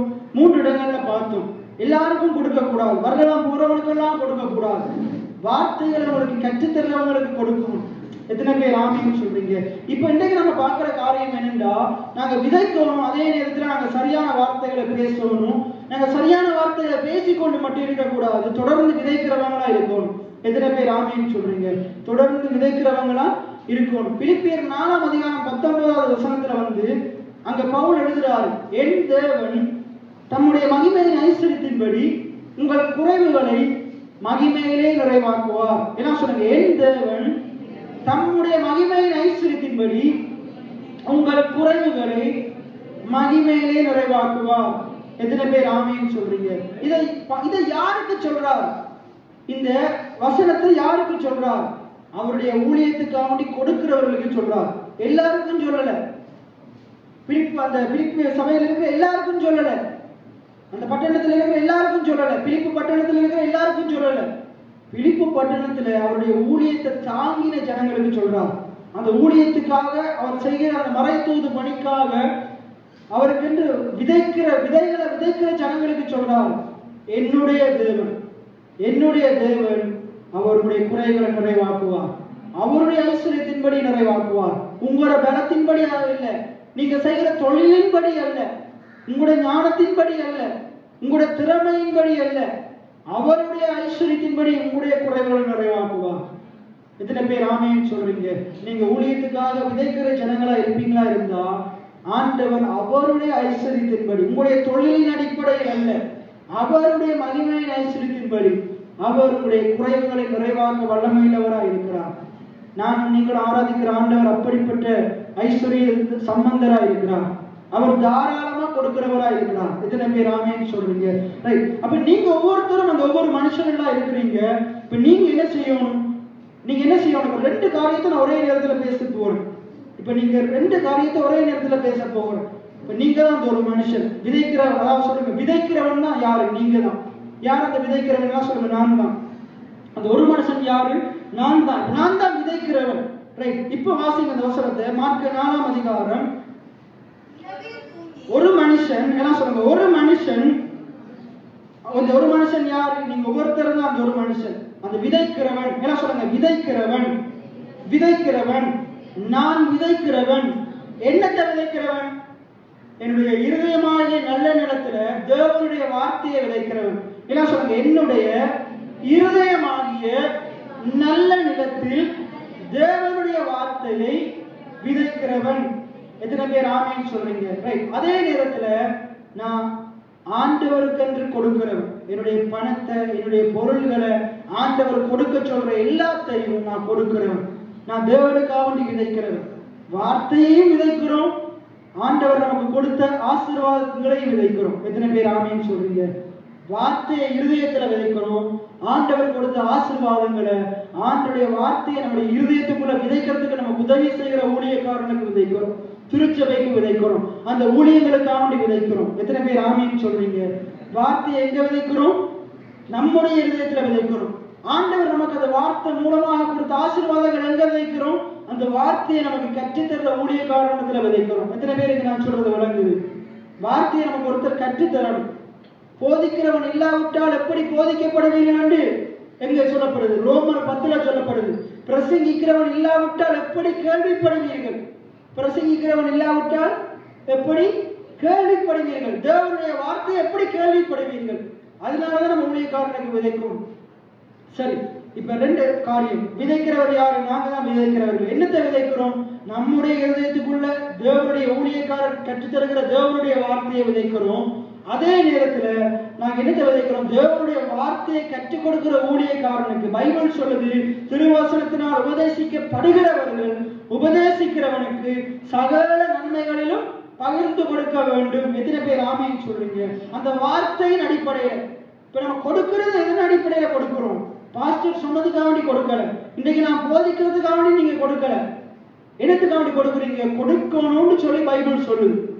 ஆண்டோட வார்த்தை சொல்லுது, வார்த்தையை நீ கேட்டா, வார்த்தையை கட்டித்தர்றவனுக்கு சகல நன்மைகளையும் பகிர்ந்து கொடுக்க வேண்டும் என்று வேதம் சொல்றதாலதான் கொடுக்குறீங்க. ஐயோ இல்ல பிரதர், பாஸ்டர் கஷ்டமா இருக்கிறாரு, சேர்ச்சுக்கு இந்த கரண்ட் பில் கட்டணும் இல்லையா, தண்ணி பில் கட்டணும், அதுக்காக கொடுக்குறீங்க. அதுக்காக கொடுக்க கூடாது. இல்ல இன்னைக்கு ரூம் எல்லாம் கட்ட கிடக்கு இல்லையா, பாஸ்டர் கட்டணும் இல்லையா, அதுக்கு கொடுக்க கூடாது. இல்ல இன்னும் இந்த பாஸ்டர் டோலக்கெல்லாம் வாங்கணும் என்றால் அதுக்கு கொடுக்க கூடாது. வார்த்தையின்படி நான் ஆண்டுடைய வார்த்தை சொல்றது நான் கொடுக்கணும் என்று எத்தனை பேர் ஆமேன்னு சொல்றீங்க? எத்தனை பேர் ஆமேன்னு சொல்றீங்க? அதன் அடிப்படையில கொடுக்கணும். அதன் அடிப்படையில ஆண்டவர் சொல்றதால நான் கொடுக்கிறேன், ஆண்டோட வார்த்தை சொல்றதால நான் கொடுக்கிறேன். இப்ப இன்றைக்கு நான் உங்களுக்கு எதுக்கு பிரசங்கம் பண்றேன்? உங்களுக்கு வார்த்தை தேவைன்றதால நான் பிரசங்கம் பண்றேனா? ஆண்டவர் பிரசங்கிக்கும்படிக்கு தான் என்னை அழைத்திருக்கிறான், அதுக்காக தான் நான் பிரசங்கம் பண்றேன். உங்களுக்கு தேவைன்றதால பிரசங்கம் பண்ணா நிறைய நேரத்தில் உங்களுக்கு இல்லை எனக்கு தான் தேவைன்னு சொல்லிட்டு போயிருக்கீங்க. இப்ப நான் அப்படிப்பட்ட நேரத்தில் என்ன செய்ய முடியாது. இல்லை இல்லை, உங்களுக்கு தேவைன்றதால பிரசங்கம் பண்ணல, உங்களுக்கு தேவைதான். ஆனா ஆண்டவர் சொல்றாரு என்னது, நான் உன்னை பிரசங்கிக்கும்படிக்கு தான் அழைத்திருக்கிறேன். ரோமர் 1:1-2 பவுல் தான் சொல்றார். பவுல் என்ன சொல்றாரு? அப்போஸ்தலன் ஆகும்படி அழைக்கப்பட்டவன், தேவனுடைய சுவிசேஷத்திற்காக பிரித்தெடுக்கப்பட்டவன், தேவனுடைய சுவிசேஷத்தை அறிவிக்கிறதுக்காக பவுல் தன்னை சொல்றாரு. நான் யாரு? நான் யாரு? பாவியில பிரதான பாவி என்று சொல்லல, அப்படித்தான் நான் இருந்தேன். ஆனா பாவியில பிரதான பாவியா இருந்த என்னைய தேவன் தம்முடைய சுவிசேஷத்தை அறிவிக்கிறதுக்காக என்னைய பிரித்து எடுத்திருக்கிறார். எத்தனை பேர் ஆமேன்னு சொல்றீங்க? என்னை அப்போஸ்தலன் ஆகும்படி அழைத்திருக்கிறார். அதே போல தேவன் என்னை அவருடைய சுவிசேஷ வேலைக்காக பிரித்து எடுத்திருக்கிறார், அழைத்திருக்கிறார். அதனாலதான் நான் பிரசங்கம் பண்றேன். உங்களுக்கு பிரசங்கம் தேவைன்றதால பிரசங்கம் பண்ணல. சரி, ஒரு மனுஷன், இப்ப அந்த மனுஷன் யாரு? விதைக்கிறவன். யாரு? நான் தான் விதைக்கிறவன், நாங்க தான் விதைக்கிறவர்கள். இப்ப நம்ம என்னத்தை விதைக்கிறோம்? தேவனுடைய ஊழியக்காரர் மூலமா தேவன் நமக்கு கொடுக்கிற வார்த்தைகளை நம்முடைய இதயத்துல விதைக்கிறோம். எங்க விதைக்கிறோம்? இப்ப நான் பேசுகிற வார்த்தைகளை நீங்க எங்க விதைக்கிறீங்க? அது எங்க மேலாஸ் விதைக்கிறேன். இந்த காலால கேட்டு இந்த காலால அது போயிருது. நானும் அது கேட்டு உள்ள கொண்டு போகணும்னு தான் பாக்குறேன், அது உள்ள போகுதே இல்லை. ஏன்னா அவங்க அந்த ஜோக்குல டிவியில பாக்குறதெல்லாம் உள்ள இருக்குது. அந்த பாட்டு, சினிமா பாட்டெல்லாம் அது சரளமா வருது. நீங்க ஜோசுவாலாம் புது புது பாட்டா படிக்கிறாரு, ஒன்றுமே வாயில வரவே மாட்டிக்குது இப்படின்னு இருக்குது நிறைய பேருக்கு. அப்ப நாங்க என்ன செய்யணும்? இந்த ஆணுடைய காரியங்களினால நிரம்ப வேண்டும். அப்ப இந்த காரியத்தினால அப்ப ஆணுடைய வார்த்தையை இருதயத்துல விதைக்கணும். எத்தனை பேர் ஆமேன்னு சொல்றீங்க? அப்ப இந்த நீங்க கேட்கிற வார்த்தைகள் எங்க விதைக்கப்படணும்? நீங்க கொப்பியில கீறுறது, பைபிள்ல கீறுறது மட்டும் இல்லாம அது நல்லது. அதே நேரத்தில் எங்க எழுதப்படணும்? இருதய அடிக்கடி அநேகருக்கு சொல்றது, ஒரு தடவை கேட்கும் போதே கவனமா கேட்கணும். ஒரு காரியத்தை ஒரு தடவை கேட்கும் போதே கவனமா கேட்கணும். நமக்கு மற்ற வாக்கள் நம்மளை குறிச்சு, நம்மளோட குடும்பத்தை குறிச்சு ஏதாச்சும் சாக்கு போக சொன்னா அதை கவனமா கேட்பாங்க. ஆனா நல்ல காரியங்களை சொன்னா கேட்கவே மாட்டாங்க. எவ்வளவோ நல்ல காரியங்களை நம்மளோட குடும்பத்தை குறிச்சு அந்த நபர் சொல்லியிருப்பாங்க. ஆனா ஒரே ஒரு வார்த்தை ஜஸ்ட் மிஸ் ஆகிட்டா அவங்கள போட்டு உருட்டி புரட்டி எப்படியெல்லாம் எடுக்கலாமோ அப்படியெல்லாம் எடுத்துருவோம். அப்ப நம்மளோட காது ஏன்னா மற்றாக்களோட குறைய, நம்மளோட குறைய மற்றாக்கள் கதைக்கும் போது அதை கவனமா கேட்கும். ஆனா நல்ல விஷயங்களை கதைக்கும் போது என்ன செய்யாது? கேட்கவே கேட்காது. நியூஸ்ல அத்தனை அங்க பஸ் விபத்து, இங்க விமானம் வெடிச்சிட்டான், அதெல்லாம் ஞாபகம் இருக்கும். அங்க எத்தனையோ பேர் காப்பாற்றப்பட்டாங்க, இந்த டிரைவர் காப்பாத்திட்டாரு, அப்படிப்பட்ட நியூஸ் ஞாபகமே இருக்காது. மற்றாக்கிட்ட போயிட்டு சொல்லும் போதும் பாருங்க, கமலாக்கா உங்களுக்கு என்ன நடந்ததுன்னு தெரியுமா? அங்க என்னது ஏரோப்ளைன் வெடிச்சிருச்சான், எத்தனையோ ஏரோப்ளைன் காப்பாற்றப்பட்டது, அதை சொல்லியிருக்கிறீங்களா எப்பயாச்சும் போயிட்டு பக்கத்து வீட்டுக்காரன்ட்ட? ஆனா கூப்பிட்டு என்ன சொல்லுவோம்? இந்தியாவில் ஏரோப்ளைன் வெடிச்சிருச்சான், அதை உலகமே கதைக்கும், நம்மளும் அதையே காட்சி பண்ணிருப்போம். அங்கே ஏரோப்ளைன் வச்சு இங்கே நீங்க கதைக்கிறதால என்ன பிரயோசனம்? இதே காப்பாற்றப்பட்டது, கடவுள் காப்பாத்திட்டாரு, அப்படி பேசி பாருங்க. அப்படி மாறணும். எத்தனை பேர் ஆமேன்னு சொல்றீங்க? நன்மையான காரியங்களை, நல்ல செய்திகளை, சுவிசேஷம் என்கிறது என்னது? ஆண்டவர் கால உடைப்பாரு, அதான் சுவிசேஷம். சுவிசேஷம் என்கிறது நற்செய்தி. எத்தனை பேர் ஆமேன்னு சொல்றீங்க?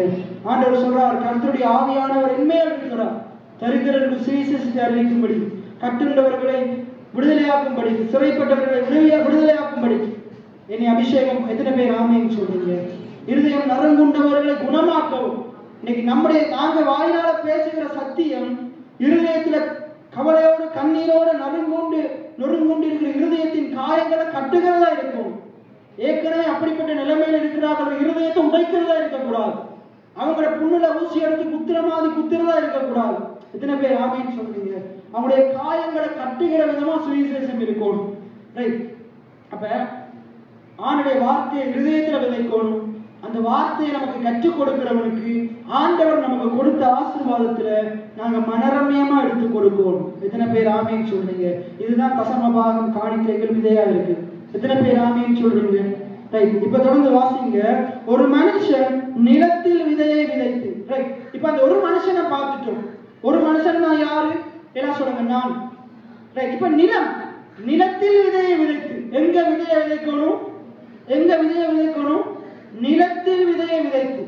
தேவன் நமக்கு நியமித்த நாங்க வார்த்தையை கற்றுக்கொள்ளுகிற இந்த ஆலயம் தான் நீங்க விதைகளை விதைக்க வேண்டிய நிலமா இருக்குது. எத்தனை பேர் ஆமேன்னு சொல்றீங்க? இப்ப வார்த்தையை விதைக்க வேண்டிய நிலம் என்னது? வார்த்தை என் பிள்ளையோட இருதயம் அப்படின்னு பெற்றோர் சொல்லுவாங்க. என் பிள்ளைகளோட இல்லை இல்லை, உங்களோட இருதயம். முதலாவது நீங்க வார்த்தையை விதைக்க வேண்டிய இடம் என்னது? விதைக்க வேண்டிய இடம் என்னது? உங்களுடைய இருதயம். இப்ப நாங்களையா வார்த்தையை விதைக்க வேண்டிய முதலாவது இடம் என்னது? அவருடைய பிள்ளைகளுடைய இருதயம் இல்லை, அவருடைய இருதயம். இதுல இருக்கிற ஒவ்வொருத்தரும் இந்த வார்த்தையை முதலாவது விதைக்க வேண்டிய இடம் என்னது? உங்கள் ஒவ்வொருவருடைய இருதயம். எத்தனை பேர் ஆமேன்னு சொல்றீங்க? உங்க ஒவ்வொருவருடைய ஆத்மாவுக்கும் நீங்க தான் உத்தரவாதம். உங்க ஒவ்வொருத்தருடைய ஆத்மாவுக்கும் யார் உத்தரவாதம்? நீங்க தான் உத்தரவாதம். எல்லாருக்கும் சுவிசேஷம் பிரசங்கிக்கப்படுது. இந்த இடத்துல இருக்கிற எல்லாருக்கும் சுவிசேஷம் அறிவிக்கப்படுது. ஆனா யார் செவி கொடுக்குறீங்களோ, யார் மனம் பொருந்தி செவி கொடுக்குறீங்களோ, நீங்க இந்த பிரசங்கத்தினுடைய ஆசீர்வாதத்தை உங்களுடைய வாழ்க்கையில பெற்றுக்கொள்வீங்க. கீழ்ப்படியாம போகிறவங்க என்ன செய்ய முடியாது, அதை சுதந்திரித்துக் கொள்ள முடியும். எபிரேயர் 4ஆம் அதிகாரம் ஆத்தான் சொல்லுது. எல்லாரும் கேள்விப்படவில்லையா? அந்த வசனத்தை வாசிங்க. எபிரேயர் 4ஆம் அதிகாரம். எல்லாரும் கேள்விப்படவில்லையா? கேள்விப்பட்டார்கள். அந்த வசனம் சொல்லப்படுது பாருங்க. எபிரேயர் 4ஆம் அதிகாரத்துல 1-4 வசனம் வரைக்கும்.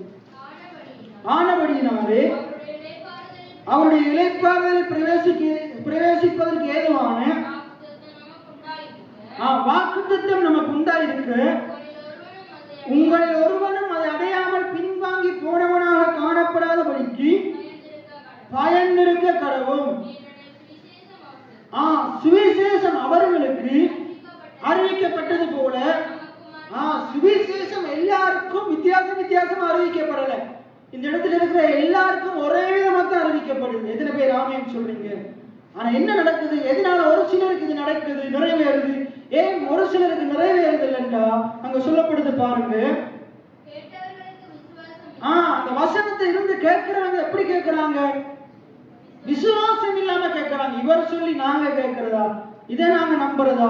எங்களோட அப்பா எங்களுக்கு என்ன சொல்லியிருக்காங்க தெரியுமா? நாங்க அந்த சேர்ச்சிக்கு போனோம், அங்க எங்களுக்கு என்ன சொல்லி தந்திருக்காங்க தெரியுமா?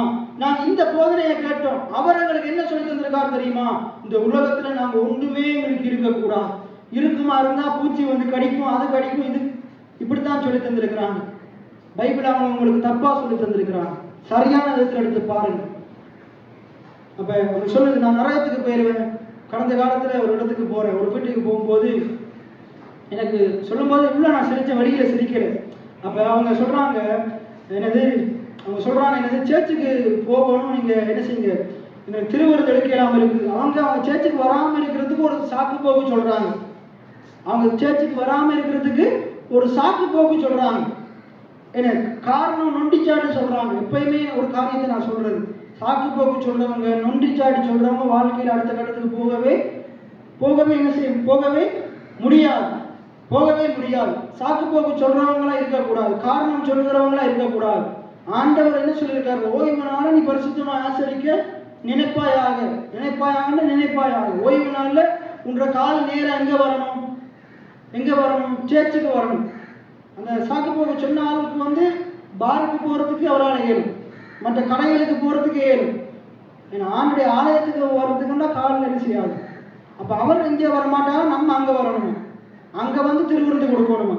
அவங்க இங்க திருவிருந்து எடுக்க மாட்டாங்களாம். ஆனா அவங்க அங்கிருந்து பாருக்கு போயிட்டு சாராயத்தை எடுத்துக் கொள்வாங்க. ஆனா அங்கிருந்து திருவிருந்து, சாராயம் அங்கிருந்து இங்க வராது. ஆனா திருவிருந்து இங்கிருந்து எங்க வரணுமா? வீட்டுக்கு வரணுமா? எப்படிப்பட்ட நிலைமையில ஜனங்கள் இருக்கிறாங்க பாருங்க. ஆண்டுடைய வார்த்தை ஒருவேளை பலவீனத்தில் இருந்தாலும் அந்த அப்பமும் ரசமும் உங்களை பலப்படுத்தும். நீங்க எங்க இருந்து இங்க நீங்க எடுத்து பாருங்க, அது உங்களை பலப்படுத்தும். அதனுடைய நோய்களை உங்களை குணமாக்கும். எத்தனை பேர் ஆமைன்னு சொல்றீங்க? அது முதலாவது மேல விசுவாசம் வரணும். விசுவாசம் இல்லாம திருவிருந்து அங்கே வீட்டுல இருந்து இங்கே வந்து எடுத்தும் திருவிருந்து இங்க இருந்து அங்க கொண்டு பாஸ்டர் தந்து எந்த பிரயோசனமும் இல்லை, எந்த பிரயோசனமும் இல்லை. இதே நீங்க பலவீனத்தில் இருந்தாலும் அங்க இருந்து அப்படி எழும்பி நான் திருவிருந்து எடுக்க போறேன்னு சொன்னாலே அப்படிப்பட்ட ஒரு நல்ல எண்ணம் வந்தாலே இல்லாத பலன் ஆண்டவர் தருவார். என்ன 38 வருஷமா பெதஸ்தா குளத்தண்டையில என்ன யாராச்சும் வந்து அவனை என்னைய தூக்கி எங்க போடணும், குளத்துக்குள்ள போடணும். 38 வருஷமா முட்டாள் அவன் எப்படி இருந்திருக்கிறான், என்னைய யாராச்சும் கொண்டு வரணும், என்னை நான் சுகமடையணும், சுகமடையணும் மறந்து எங்க போகணும், குளத்துக்குள்ள போகணும். அப்புறம் என்ன சொல்றாரு அங்க இயேசு வந்து என்ன சொல்றாரு, குளத்துக்குள்ள அவனை தூக்கி விட்டாரா, உன் படுக்கையை எடுத்துக்கொண்டு. அவன் நம்பிக்கை எங்கே இருந்துச்சு, குளத்துக்குள்ள குதிச்சாதான் சொஸ்தமாகும். ஆண்டவர் ஒரு வார்த்தையை மாத்திரம் தான் சொன்னார், படுக்கையை எடுத்துக்கொண்டு நட. பாருங்க, அதன் மேலுள்ள விசுவாசம், அதன் மேலுள்ள விசுவாசம். நான் அந்த குளத்துக்குள்ள நான் போக முடியும் என்று அவன் விசுவாசிக்கிறேன். அப்படி விசுவாசிக்கணும். தேவனை சுகப்படுத்துவார் விசுவாசிக்கிறேன். அதுக்குள்ள போனா யாராச்சும் கொண்டு வந்து போடணும். இன்னைக்கு அதே போல நமக்கு யாராச்சும் கொண்டு வந்து நம்மளோட கையில தரணும், நமக்கு யாராச்சும் வந்து சொல்லணும். என்ன அப்படி நீங்க இருக்கக்கூடாது. யாராச்சும் வந்து பாஸ்டர் வீட்டுக்கு வரணும், பினதாஸ் என்ற வீட்டுக்கு வரணும், வந்து சொல்லணும். சேர்ச்சுக்கு வரலாடி வந்து கேட்கணும். இல்லை கேட்க மாட்டேன் சொல்ல மாட்டாங்க. எப்பயுமே நம்ம என்னது அறிவுரை நமக்கு சொல்லிக்கொண்டே இருக்கக்கூடாது. பைபிள் என்ன சொல்லுது, சில நேரத்தில் நம்ம சொல்லி சொல்லி அதுவே அலட்சியப்படுத்திடுவாங்க. நான் வயசியலாட்டி அவங்க வந்து கேட்பாங்க நானே. அப்போ கேட்கறதுக்காண்டி செய்யக்கூடாது, உணர்வு தானா வரணும் இருதயத்தில். எத்தனை பேர் ஆமேன்னு சொல்றீங்க? ஒரு காரியத்தை கடவுளுக்காக செய்யணும் என்று இதை செய்யுங்க அதை செய்யுங்கன்ட்டு இன்னொரு ஆள் சொல்லி செய்யக்கூடாது. அந்த உணர்வு எங்க வரணும், உங்க ஒவ்வொருத்தருக்கும் வரணும். சேர்ச்சுக்கு வாங்கன்னு பாஸ்டர் கூப்பிட்டு வரக்கூடாது, இல்ல பாஸ்டருக்கு ஒரு தலையை காட்டணும்னு வரக்கூடாது. பைபிள் சொல்லுது அதனால வரணும். ஏன் ஆண்டவருக்கு கொடுக்கணும், பைபிள் சொல்லுது அதனால கொடுக்கணும். ஏன் ஜெபிக்கணும், வேதம் சொல்லுது ஜெபிக்க சொல்லி அதனால ஜெபிக்கணும். எத்தனை பேர் ஆமேன்னு சொல்றீங்க? ஏன் வேதத்தை படிக்கணும், ஆண்டோட வார்த்தை சொல்லுது இரவும் பகலும் கர்த்தருடைய வேதத்தில் தியானமா இருக்கிற மனுஷன் வேதம் சொல்றதால செய்யுங்க. வேதம் தான் சொல்லுது. பைபிள் என்ன இன்னொரு காரியம் சொல்லுது, மூடனுக்கு ஆலோசனை கொடுக்காது. ஆலோசனை கொடுத்தாலும் கேட்கவே மாட்டான். ஆனா ஆண்டுடைய வார்த்தை அதான் அடிக்கடி இன்னொரு காரியமும் சொல்லுவேன், ஆண்டோட வார்த்தை சொல்லி மனம் திரும்பாதவன் நீ ஒரு ஊழியக்காரன் போயிட்டு எவ்வளவு சொன்னாலும் மனம் திரும்ப போறது இல்லை. ஆண்டோட வார்த்தை பிரசங்கிக்கப்படும் போது இந்த பிரசங்கத்தை கேட்டு, இப்ப நான் பண்ணுகிற பிரசங்கத்தை கேட்டு மனம் திரும்பாத ஒரு இருதயம் நான் உங்களோட வீட்டுக்கு வந்து உங்களோட இருந்து கழிச்சு மனம் திரும்பையா போகுது. ஆண்டோட வார்த்தையே உங்களை மாற்ற முடியல என்ற வார்த்தையை மாற்ற போகுது. ஆகையினால நம்ம மிக கவனம் உள்ளவங்களா இருக்கும். சரி, நிலம் என்னது? நிலம் ஆண்டுடைய வார்த்தையை விதைக்கிற நிலம் என்னது? நம்முடைய இருதயம். எல்லாம் சொல்லுங்க, என்னுடைய இருதயம். அதே போல நம்முடைய தசம பாகம் காணிக்கைகள் விதைகளை விதைக்க வேண்டிய நிலம் என்னது? உங்களுக்கு அந்த உங்களுடைய நிலத்துல விதைகளை விதைக்கிறதுக்கு உங்களுக்கு ஆண்டுடைய வார்த்தையை கற்றுக்கொள்ளுகிற இந்த திருச்சபை தான் உங்களுக்கு ஏற்ற நிலமா இருக்கு. எத்தனை பேர் ஆமேன்னு சொல்லுகிறீங்க? உங்களுடைய தசமபாகம் காணிக்கையை விதைக்க வேண்டிய நிலம் என்னது? இந்த திருச்சபை. எத்தனை பேர் ஆமேன்னு சொல்லுங்க? ஊழியக்காரன் யார்? உங்களுக்கு யார் வசனத்தை கற்றுக் கொடுக்கிறாரோ அவருக்கு தான் நீங்க விதைக்கோம். ஏன்னா கண்டவர் கடிவங்களுக்கெல்லாம் விதைச்சு கொண்டிருந்தீங்கன்னா உங்களுடைய வாழ்க்கையில் அறுவடையே வராது. சரி, இப்ப வாசிங்க. ஒரு மனுஷன் நிலத்தில் விதை என்னது? விதை வார்த்தை தான் விதை. நம்முடைய இருதயத்துல விதைக்க வேண்டிய விதை என்னது? என்ன சொல்லுங்க? தேவனுடைய வார்த்தை. தேவனுடைய வார்த்தை. ஆண்டவர் என்ன சொல்றாரு? மனுஷன் அப்பத்தினால் மாத்திரம் அல்ல, தேவனுடைய வாயிலிருந்து புறப்படுகிற, இப்படி சொல்லல, மனுஷன் அப்பத்தினால் மாத்திரம் அல்ல, அவன் வேலைக்கு போய் சம்பாதிக்கிற ஒவ்வொரு பணத்தினாலும் ஒவ்வொரு ரூபாயினாலும், அப்படி சொல்லல, தேவனுடைய வாயிலிருந்து புறப்படுகிற ஒவ்வொரு வார்த்தையினாலும் விளைப்பான். எத்தனை பேர் ஆமேன்னு சொல்றீங்க? ரைட். இப்ப நம்ம என்ன செய்யறோம்? நிலம் என்னன்னு பார்த்தோம், நம்முடைய இருதயம். வார்த்தையை விதைக்க வேண்டிய நிலம் என்னது? நம்முடைய இருதயம். இப்ப விதை என்னது? ஆண்டவருடைய வார்த்தை. ரைட். இப்ப ஆண்டவருடைய ஊழியக்காரனுக்கு விதைக்க வேண்டிய காரியம் என்னது? இப்ப நமக்கு வசனத்தை கற்றுக் கொடுக்கிற ஆளுக்கு நாங்க எதை விதைக்கணும்? பைபிள் எதை விதைக்க சொல்லுது? உனக்கு வருகிற சகல நன்மைகளையும் விதைக்கும்படி சொல்லுது, சகல நன்மைகளிலேயும் பகிர்ந்து கொடுக்கும்படி சொல்லுது. எத்தனை பேர் ஆமேன்னு சொல்றீங்க? இப்ப நம்ம எடுத்துக்கொள்ளும் 2 கொரிந்தியர் 8வது அதிகாரம். 2 கொரிந்தியர் 8வது அதிகாரம் 1 தொடக்கம் வாசிங்க. அன்றியும் சகோதரரே,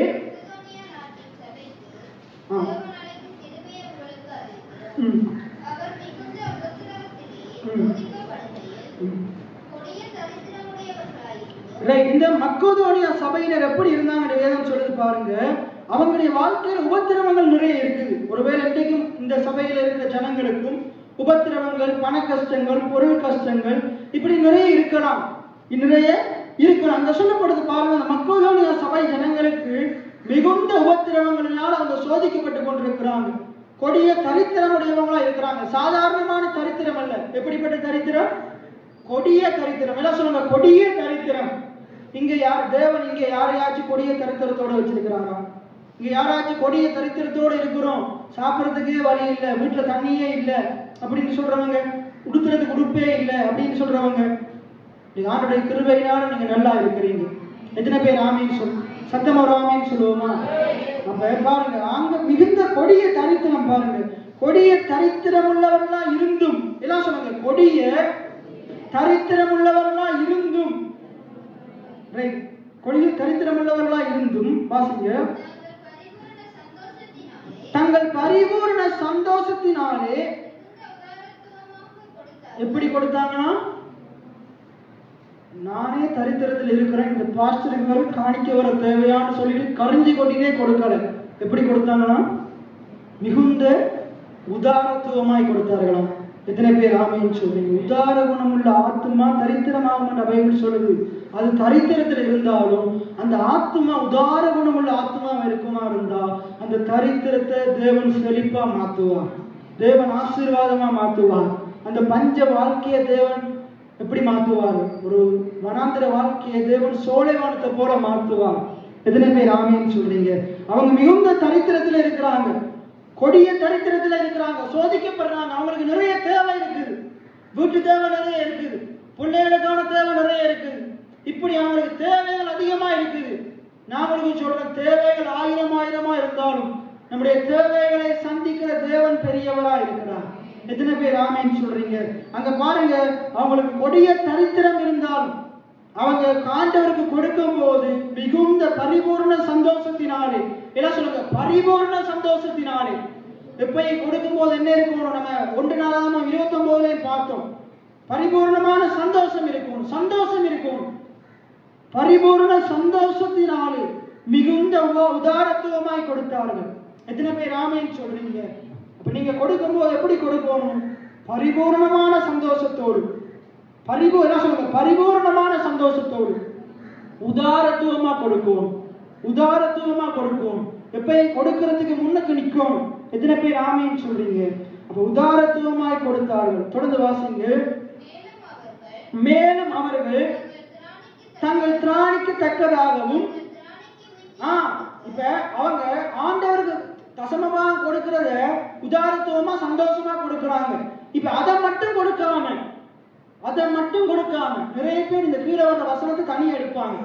என்னது? திராணிக்கு தக்கதாக தானே கொடுக்க சொல்லியிருக்கு, அது அவங்க மேலதிகமா கொடுத்தது, அது அவர்கள் மேலதிகமா கொடுத்தது. இப்ப உங்களுக்கு ஒரு 10,000 ரூபாய் வருது, எவ்வளவு தசமபாகம் கொடுக்கணும்? எவ்வளவு தசமபாகம் கொடுக்கணும்? 1000 ரூபாய் கொடுக்கணும். எவ்வளவு கொடுக்கணும்? இல்லை, எனக்கு 100 ரூபாய் கொடுக்கதான் திராணின்னு தசமபாகத்துல 9 பங்கு 90% எடுத்து வச்சுட்டு 10% கொடுக்கல. அவங்க தசமபாகத்தை கொடுத்துட்டாங்க. தசமபாகத்தை கொடுத்து மிச்சம் எவ்வளவு இருக்குது? 900 ரூபாய் இருக்குது. எவ்வளவு இருக்குது? 9,000 ரூபாய். 9,000 ரூபாய் இருக்குது. இப்ப இந்த 9,000 ரூபாயில அவங்க திராணிக்கு தக்கதாக எடுத்து கொடுக்குறாங்க. எத்தனை பேர் ஆமேன்னு சொல்றீங்க? நான் சொல்றது எத்தனை பேருக்கு விளங்குது?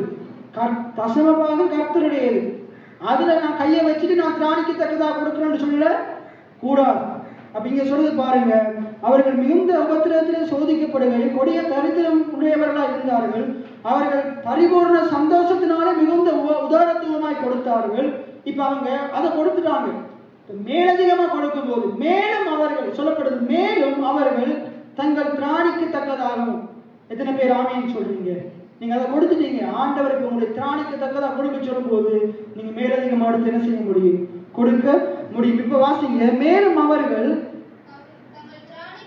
எல்லாம் சொல்லுங்க, தங்கள் திராணிக்கு தக்கதாகவும்.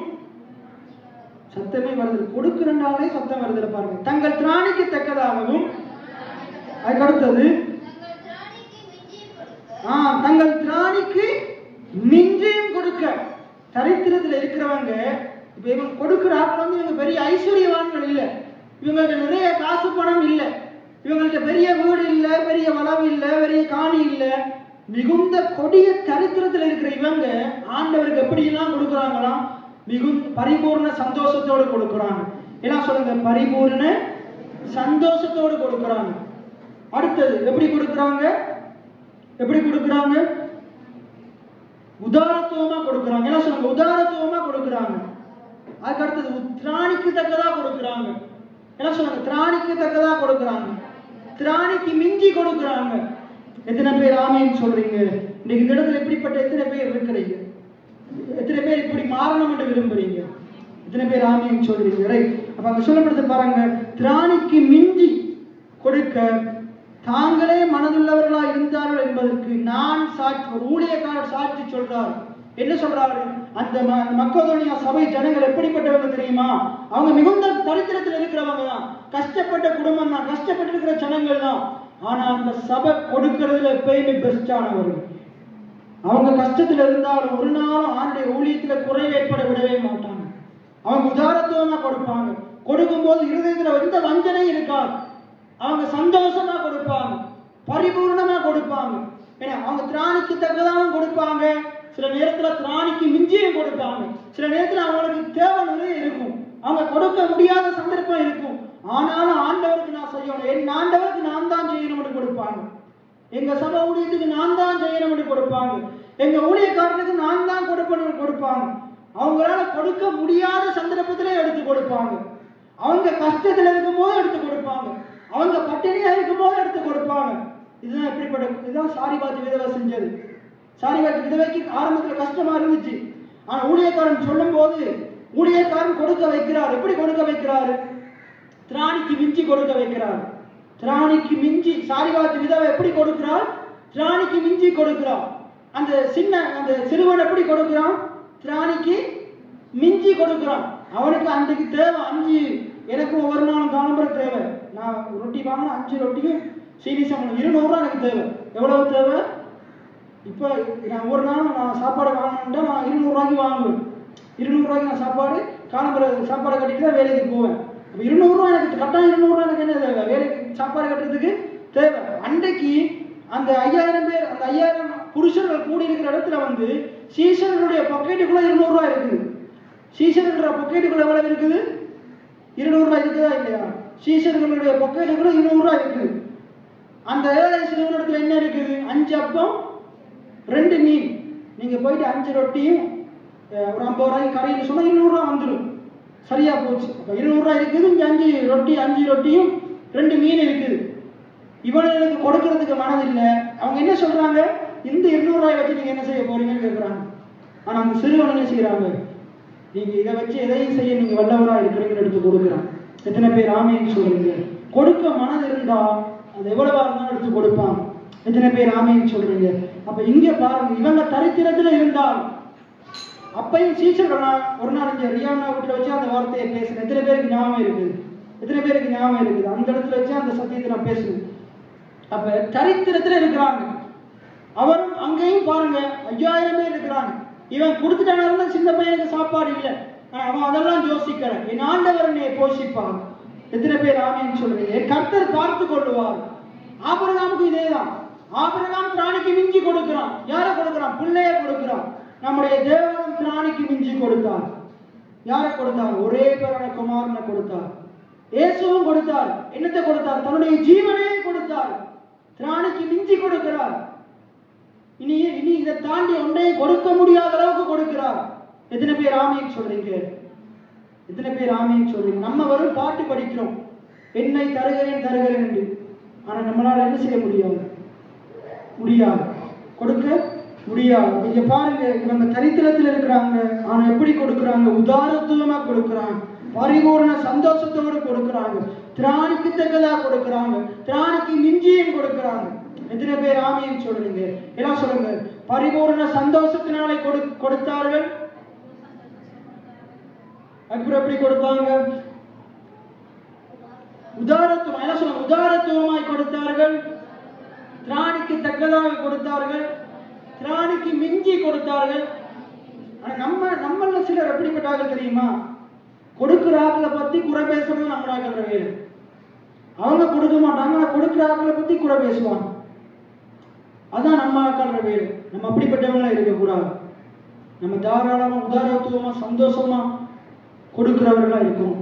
இப்ப சாக்கு போக்கு இவங்க நினைச்சிருந்தா சாக்கு போக்கு சொல்லியிருக்கிறோம், நாங்க தரித்திரத்துல இருக்கிறோம், நாங்க கொடிய கஷ்டத்துல இருக்கிறோம், ஏன் பாஸ்டர் எங்கள்கிட்ட ஏன் காணிக்க வாங்குறீங்க, ஏன் எங்களை காணிக்க வேணான்னு சொல்லிடலாம் தானே. இப்படித்தான் அமெரிக்காவில் ஒரு பாஸ்டர் என்ன செஞ்சாராம், ஒரு மிகப்பெரிய ஊழியக்காரர், மிகப்பெரிய திருச்சபையில மிகப்பெரிய ஊழியக்காரர், அவங்களோட திருச்சபையில பெரிய பெரிய பணக்காரங்கள்லாம் வர்றாங்க. அப்போ ஒரு அந்த இடத்துல ஒரு ஏழை கஷ்டப்பட்ட ஒரு அம்மா என்ன செஞ்சாங்களாம், அன்றைக்கு வந்து என்ன செஞ்சாங்களாம், அவங்க போதனையை கேட்டுட்டு போதனை முடிய பாஸ்டர்கிட்ட ஜெபம் பண்ணிட்டு அவரோட கையில அந்த நாட்டு காசாகிய ஒரு குறிப்பிட்ட தொகையை அவரோட கையில, சின்ன ஒரு தொகையை அவரோட கையில கொடுத்தாங்க. அப்ப அந்த பாஸ்டர் என்ன செஞ்சாராம், அம்மா நீங்களே கஷ்டத்துல இருக்கிறீங்க, நீங்களே கஷ்டத்துல இருக்கிறீங்க, நீங்க இதை வச்சுக்கொள்ளுங்க, நீங்க என்ன செய்ய உங்களுக்கு தேவை இருக்கு, இதை வச்சுக்கொள்ளுங்க, பரவாயில்ல, நீங்க தர தேவை, நீங்க காணிக்கையெல்லாம் போட தேவையில்லை, நீங்க வச்சுக்கொள்ளுங்கன்னு சொல்லி அனுப்பிட்டாராம். அனுப்பி நீங்க திரும்பி அவரோட ரூமுக்கு போறதுக்கு முன்னுக்கு ஆண்டவர் அவரோடு பேசினாராம். இதுவரைக்கும் அந்த தாயார் தரித்திரத்தில் இருக்கிறதுக்கு அவங்க தான் காரணம், நீ காரணம் இல்லை. ஆனா இன்று இருந்து அந்த அம்மா தரித்திரத்தில் இருக்கிறதுக்கு யார் காரணம்? நீ தான் காரணம். அவங்க அந்த தாயாருடைய ஆசீர்வாதத்துக்காக அவங்க எடுத்து விதைத்த விதைய நீ வேணான்னு சொல்லிட்டு, ஆகையினால் இனி அவங்க தரித்திரமா இருக்க போறதுக்கு யார் காரணம்? அப்ப உடனே என்ன செஞ்சாங்கன்னா ஓடி போயிட்டு அந்த அம்மாட்ட, அம்மா அம்மா பொருங்க இந்த காசை தாங்கன்னு சொல்லி வாங்கினார். குறிப்பிட்ட காலத்துல அந்த அம்மாவும் அந்த அம்மாவோட பிள்ளைகள் நல்லா வந்து அந்த அம்மா மிகப்பெரிய செல்வந்தர்கள் மாறிட்டாங்க.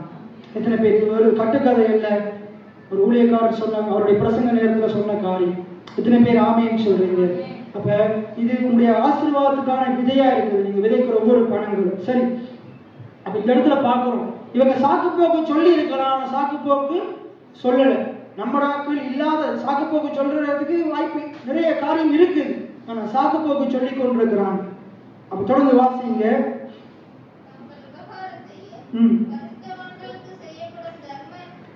இன்னொரு வசனம் இருக்குதுங்க, தங்கள் திராணிக்கு தக்கதாகவும் திராணிக்கு மிஞ்சியும், சொல்லுங்க, திராணிக்கு தக்கதாகவும் திராணிக்கு மிஞ்சியும் எப்படி கொடுக்கணுமா? திராணிக்கு தக்கதாகவும் திராணிக்கு மிஞ்சியும் கொடுக்கணுமா? ரைட். இப்ப அடுத்தது வாசிங்க, அதான் முக்கியமான வசனம். தாங்களே மனதுள்ளவர்களா இருந்தார்கள் என்பதற்கு அவங்களுக்கு ஒவ்வொருத்தருக்கு என்ன இருந்துச்சான்?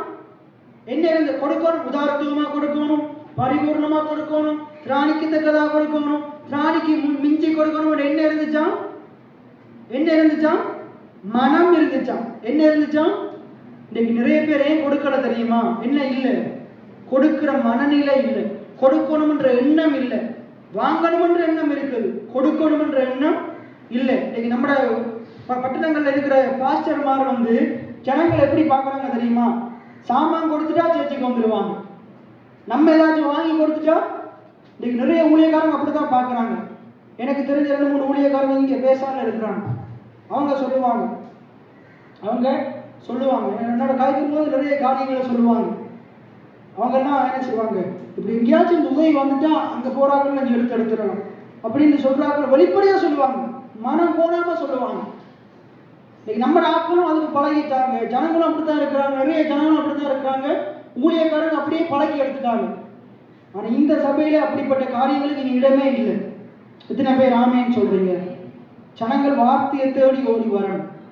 எத்தனை பேர் ஆமேன்னு சொல்றீங்க? இந்த வார்த்தையை கேட்கறதுக்காக ஜனங்கள் ஓடி வருவாங்க, அது எனக்கு தெரியும். சாமானுக்காக வர்றவங்க எல்லாம் இல்லாம போயிடுவாங்க. ஆனா வார்த்தைக்காக வர்ற கூட்டத்தை தேவன் எழுப்புவார். ஆண்டுடைய வார்த்தை வெளிப்பாடுகளை அறிஞ்சு கொள்ற ஜனங்களை தேவன் கொண்டு வருவார். எத்தனை பேர் ஆமேன்னு சொல்றீங்க? அப்படிப்பட்ட திருச்சபையை தான் இந்த திருச்சபை இருக்கும், எப்பயுமே இப்படித்தான் இருக்கும். இந்த திருச்சபையில் இருக்கிற ஜனங்கள் அநேகருக்கு போய் சாமான் கொடுப்பாங்க, அநேகருக்கு பெரிய பெரிய காரியங்கள் அவங்க செய்வாங்க. கர்த்தர் கையேந்த விட மாட்டார், தலைமுனிய விட மாட்டார், யாரிடத்திலையும் தலைமுனிய விட மாட்டார். அப்ப நம்ம உபகாரத்தை நாடுகிறவங்களை தேடுகிறவங்களா இருக்கக்கூடாது, ஆண்டவர் எங்களை உபகாரம் செய்கிறவங்களா மாற்றுவார். அதுதான் கீழே சொல்லு. இப்ப முதலாவது கொடுக்கறதுக்கு என்ன தேவை? என்ன தேவை? மனம் தேவை. இன்னைக்கு இந்த உலகத்துல நிறைய பணக்காரங்க, நம்முடைய பேசாலையிலேயே நிறைய பணக்காரங்க இருக்கிறாங்க, நிறைய பணக்காரங்க இருக்கிறாங்க. ஆனா என்ன இல்லை? நல்ல மனம் இல்லை. கொடுக்கிறதுக்குரிய மனம் இல்லை. நமக்கு என்ன தேவை? கொடுக்கிற ஒரு உள்ளம் தேவை. எத்தனை பேர் ஆமைன்னு சொல்றீங்க? கொடுக்கணும் என்ற வாஞ்ச முதலாவது தேவை. கொடுக்கணும் என்ற வாஞ்ச இருந்தாலே ஆண்டவர் உங்களுக்கு நிறைய தருவார். நீங்க திருப்பி கொடுக்க கொடுக்க ஆண்டவர் அதிகமா தருவார். மனம் உண்டானால் இடம் உண்டு உலகத்துல சொல்லுவாங்க. மனம் உண்டானால் இடம் உண்டு. மனம் இல்லாதவனுக்கு எவ்வளவு கோடி கோடியே இருந்தாலும் அவன் கொடுக்க போறதே இல்லை. ரைட், அங்க சொல்லுது பாருங்க. அங்க என்ன சொல்லுது? அவர்கள் தாங்களே மனதுள்ளவர்களா இருந்தார்கள் என்பதற்கு நான் சாட்சி. அப்ப பவுல் அந்த சபையாரை பார்த்து சொல்றாரு, அந்த சபைக்கு கொடுக்கிற உள்ளம் இருக்குது. கொடுக்கிற உள்ளம் இருக்கிறபடினாலதான் கொடுக்குறாங்க. எத்தனை பேர் ஆமைன்னு சொல்றீங்க? என்னால ஹட்டன் இருக்கிற திருச்சபையாக்களை பார்த்து சொல்ல முடியும், போன கிழமை வந்த பாஸ்டருடைய திருச்சபையை உறுதியை என்னால் சாட்சி கொடுக்க முடியும். அந்த சபையினர் கொடுக்கிறார்கள். இரண்டு அவங்களுக்கு மனம் இருக்கு. எத்தனை பேர் ஆமைன்னு சொல்றீங்க? அங்க இருக்கிற திருச்சபையாரும் கொடுக்குறாங்க. என்ன இருக்கு? மனம் இருக்கு. நாளைக்கு இங்க வந்து போகிற ஊழியக்காரங்க இந்த சபையை குறித்து சொல்லணும். அந்த திருச்சபை மக்களுக்கு மனம் இருக்கு, அதனால கொடுக்குறாங்க. அதனாலதான் அந்த சபை இவ்வளவு ஆசீர்வாதமா இருக்குது. இங்க இருந்து அங்க போயிட்டு அதை மாறி சொல்லக்கூடாது. அங்க இருக்கிறவங்களுக்கு மனமே இல்லைன்னு சொல்ல கூடாது. அவங்களுக்கு மனம் இருக்கு, தாராளமா ஏராளமா கொடுக்குறாங்க. கடவுளை அவங்களை ஆசீர்வாதமா வச்சிருக்கிறாங்க. இப்ப அடுத்த வசனத்துக்கு போய் நாங்க முடிப்போம். தங்கள் உபகாரத்தையும் பரிசுத்தவான்களுக்கு செய்யப்படும் தர்ம ஊழியத்தின் பங்கையும் தாங்கள் ஏற்றுக்கொள்ளும்படி அவங்க என்ன சொல்றாங்களா? அவங்க ஊழியக்காரங்களுக்கு செலுத்துகிற உபகாரங்கள், அந்த பரிசுத்தவான்களுக்கு செய்கிற தர்ம ஊழியத்தின் பங்கை ஊழியக்காரங்க வாங்கணுமா? பாஸ்டர் வேணான்னு சொன்னா நம்மாக்கள் நல்ல வேலை பாஸ்டர் வேணாம்னு சொல்லி கிளம்பிட்டு ஓடுறவங்களா இருக்கக்கூடாது. அது அப்படித்தான் சொல்லுது. நல்ல வேலை இந்த காசு மிஞ்சிருச்சு அப்படின்னு சொல்லிட்டு விட்டுட்டு போறாங்களா இருக்கக்கூடாது. வாங்காத ஆளையும் வாங்க வைக்கணும். எத்தனை பேர் ஆமைன்னு சொல்றீங்க? அங்க அதான் சொல்லுது. வேண்டிக் கொண்டார்கள். அவங்க கெஞ்சி கேட்கிறாங்க, பாஸ்டர் தயவு செய்து வாங்குங்க, தயவு செய்து வேணான்னு சொல்ல வேணாம், வாங்குங்க, இதை வாங்குங்க, இது உங்களோட ஊழியத்துக்கு பிரயோஜனமா இருக்கும், நீங்க என்ன செய்யுங்க வாங்குங்கன்னு சொல்லி கொடுக்குறவங்களா இருக்கணும். அங்க திருப்பி எனக்கு வாசிங்க உங்களுக்கு விடங்கும். தங்களுக்கு என்ன செய்யுது? கொடுக்கலாடி எங்களுக்கு இது கொஞ்சம் எங்களுக்கு மிஞ்சினுமேன்னு பார்க்காம, எங்களுக்கு இது நன்மையா முடியுமேன்னு பார்க்காம, எங்களுக்கு இருக்கிற காசு கொஞ்சம் கூடியுமேன்னு பார்க்காம அவங்க என்ன செய்யறாங்க? தங்கள் உபகாரத்தை நாடாம, இந்த ஊழியக்காரனுக்கு இது அவசியமா இருக்கும், என்னுடைய ஊழியக்காரனுக்கு இந்த பணம் பயன்படும், இந்த விதை பயன்படும், அவருக்கு பிரயோஜனமா இருக்கும், அவருடைய ஊழியத்துக்கு பிரயோஜனமா இருக்கும், இதை வச்சு எதாவது வாங்குவாரு, அவருடைய குடும்பத்துக்கு ஏதாவது பிரயோஜனமா இருக்கும், என்னுடைய ஊழிய தேவை சந்திக்கப்படும். என்ன அப்படித்தான் சொல்லுது. தங்கள் உபகாரத்தை நாடாமல் கொடுக்கிறவங்களை குறித்து சொல்லுது. இப்ப நான் ஒருத்தருக்கு கொடுக்கிறேன்னா இருந்தா, ஐயோ இதை கொடுக்கிறாடி எனக்கு மிஞ்சி இருக்குமேன்னு பார்க்காம, இல்ல இதை அவருக்கு நான் கொடுக்க போற நபருக்கு பிரயோஜனமா இருக்கும், தங்கள் உபகாரத்தை நாடாமல் பரிசுத்தவான்களுக்கு செய்யப்படும் தர்ம ஊழியத்தின் பங்கையும் நாங்கள் ஏற்றுக்கொள்ளும்படி அவர்கள் எங்களை மிகவும் வேண்டிக் கொண்டார்கள். எத்தனை பேர் ஆமைன்னு சொல்றீங்க? பாஸ்டர் இதை வச்சுக்கொள்ளுங்க, இதை வச்சுக்கொண்டு நீங்க ஊழியம் செய்யுங்க அப்படின்னு சொல்லி அவங்க பாஸ்டர் இல்ல வேணும் எனக்கு இருக்கு சிஸ்டர், எனக்கு ஆண்டு ஏராளமா தாராளமா தந்திருக்கிறார், எனக்கு நிறையவே இருக்கு அப்படின்னு சொன்னாலும், இல்ல பாஸ்டர் என்னுடைய பங்கா நீங்க வச்சுக்கொள்ளுங்க, இதை என்னுடைய பங்கை நீங்க வச்சுக்கொண்டு நீங்க ஊழியம் செய்யுங்க. அப்படி அவங்களை வருந்தி கேட்டிக்கொண்டு வாங்காத ஊழியக்காரத்திலே என்ன செய்யணும்? கொடுக்கிற ஜனங்களா இருக்கும்.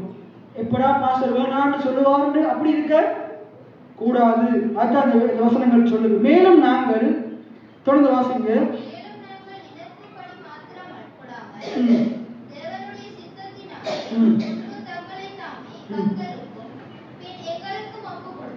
என்ன சொல்றாங்க? அந்த ஜனங்கள், அந்த மக்கோதோனிய ஜனங்களை பத்தி எப்படி சொல்லப்படுது பாருங்க. வேதத்திலேயே கொடுக்கிறதுலே நல்ல வேதத்திலே கொடுக்கிறதுல சிறந்த ஒரு சபை இந்த சபை. என்ன சபை? மக்கோதோனியா சபை. அந்த சபை பெரிய பணக்கார சபையா? அந்த சபையில பெரிய பெரிய பணக்கார சபைன்னு சொல்லப்படுது. அந்த சபை விசுவாசிகள் பணக்காரங்கன்னு சொல்றாங்க. கொடிய தரித்திரத்தில் இருக்கிறவங்க. எப்படி இருக்கிறவங்க? கொடிய தரித்திரத்தில் இருக்கிறவங்க. இன்றைக்கு நம்முடைய ஆசியாவிலேயே நிறைய பெரிய பணக்கார நாடுகள் இருக்குது. ஆனா ஆசியாலேயே தரித்திர நாடுகள்ல ஒரு டாப் 10 லிஸ்ட்ல எடுத்து பார்த்தா இலங்கை அதுல இருக்கு. ஆனா ஆசியாலேயே கொடுக்கறதுல பெஸ்டா இருக்கிற ஊழியக்காரர் இலங்கையில தான் இருக்காரு. அவர் தான் ஜெரோம் பெர்னாண்டோ. அந்த கட்டுநாக்கு பக்கத்துல இருக்கிற அந்த ஊழியக்காரர் தான் ஆசியாலேயே கடந்த நாட்கள்ல மதிப்பிட்டு இருக்கிறாங்க. ஆசியாலேயே அதிகமான தசமபாகம் காணிக்கைகள் கொடுக்கிறது யாருண்டா ஜெரோம் பெர்னாண்டோ. அவர் எங்க கொடுக்கிறார் தெரியுமா? எந்த சபைக்கு கொடுக்கிறார் தெரியுமா? ஆப்பிரிக்கால இருக்கிற, உலகத்திலேயே தரித்திர நாடு எங்க இருக்குது? ஆப்பிரிக்கால இருக்குது.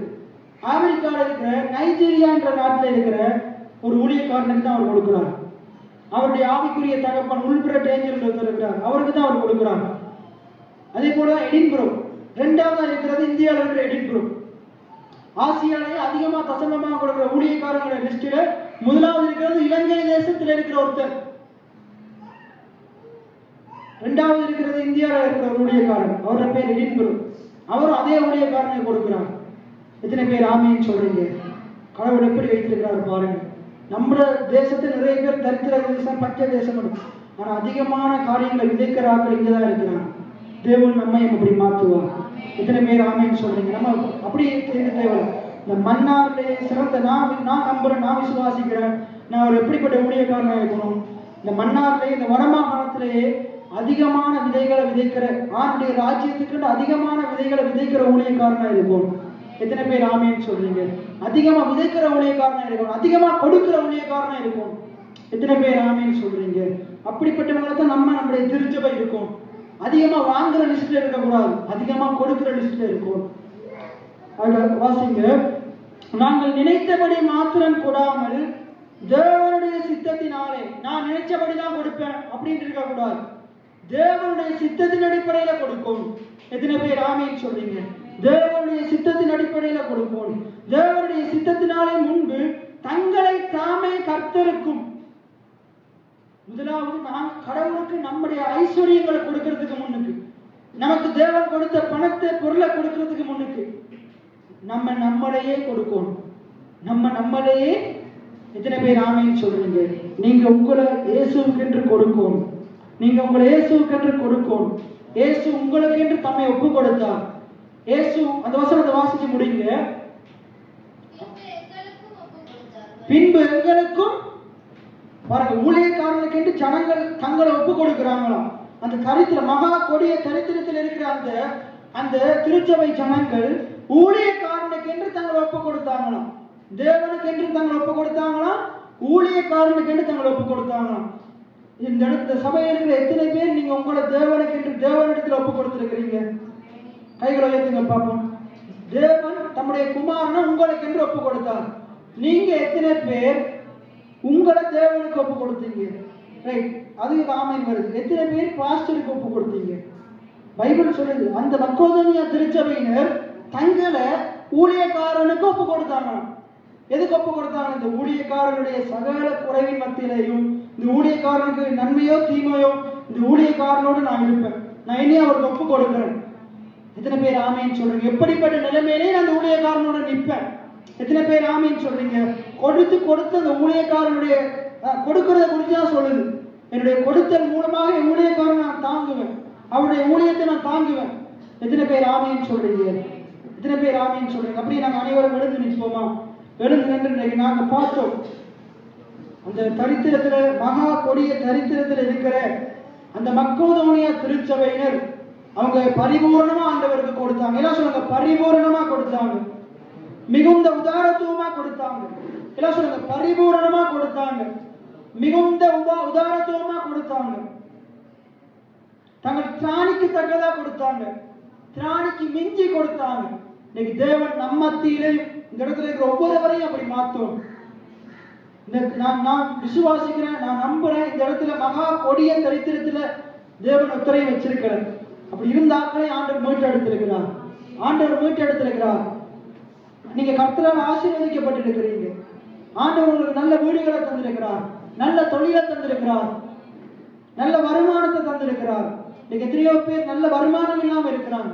எத்தனையோ பேர் உண்ணுவதற்கு உணவு இல்லாம இருக்கிறாங்க, குடிப்பதற்கு தண்ணி இல்லாம இருக்கிறாங்க. இன்னைக்கு தேவன் உங்களை குறைவு நிறைவா வச்சிருக்கிறார்.